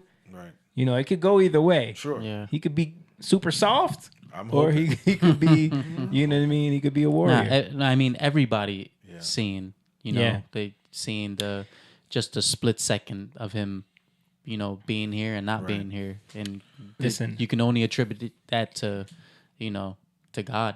And I've seen a lot of people talk about how seeing Trump rise up like that and say fight changed something in them. Yeah. You know, even people that were like, didn't like Trump, and people that were on the fence, and people that didn't care about politics. Like, I've seen a lot of videos on X of people saying, like, young people too. Yeah. Saying, like, man, that changed something. You know? Because it was a moment in life that, like, like one of those, you know, you have a few of those in life. I felt that. Right. Like, I felt so emotional when I saw him rise up. Yeah. And just, you know, risk his life because he didn't know if the dude was shot or not. Nope. He's like, wait, you know, And fight. And think about it. We live in a time where that has such a stronger impact now. Like, if that would have happened in the 80s, if you ain't catch that on the news, you ain't seeing it. You don't get that image burnt in your head. Yeah. You just have to hear people talk about it. Yeah. Everyone gets to see it. Yeah. And they're sharing it around, and the whole world sees That's it. what that's what I look at. Yeah. I'm looking at it from the world standpoint. So pray, man, pray. Yes, pray for this country. Pray for this country, man. Pray for God's will in this country, man. And everybody needs to be seeking the Lord. Really stay in the Word. And I've been. You know how many times I've been saying 2 Chronicles 7:14? say it out for everybody. If my people who are called by my name shall humble themselves and pray and seek my face, then I will hear from heaven, forgive their sin, and heal their land. Yes. Amen. That's what we need. All right, guys, let's wrap it up there. Thank you guys for watching. Once again, this is Young Lion TV Podcast. We are the Young Lions. We appreciate you guys. Everybody who's been in the chat, man. It's been a great night. Shout out to all of the Patreon members. We can't do it without you guys, and your support means a lot to us. If you guys do want to sign up and become a member for as little as $3 a month, you can head on over to patreon.com/YoungLionTV. We have multiple tiers there. Shout out to the Lion King level members like Papa Jeff and Courtney and my mom and all those other people that sign up to be Patreon members. Emma, man, we appreciate you. But yeah, also if you want to get the merch, head on over to our merch store, which is on our band's website. It is jatan.com/merch, where we have the Jatan merch, the Grateful merch, and the Young Lion merch. All that stuff is on there. You can get that. And again, we have a show. If you're in the Philly, Jersey area, come see us live. You know, you can catch some music and a good time. We can talk about things. It's going to be an experience. It's July 26th, next Friday at the City Winery in Philadelphia. Head on over to their website, citywinery.com, in the Philadelphia location, and then you can get the tickets over there. Tickets are cheaper if you get them early. They're more at the door. But again, man, we appreciate everybody for being here. And we'll see you guys next week, man. Peace. Young Lion, go live, yeah. Young Lion, you rich, yeah. This kingdom has room, yeah.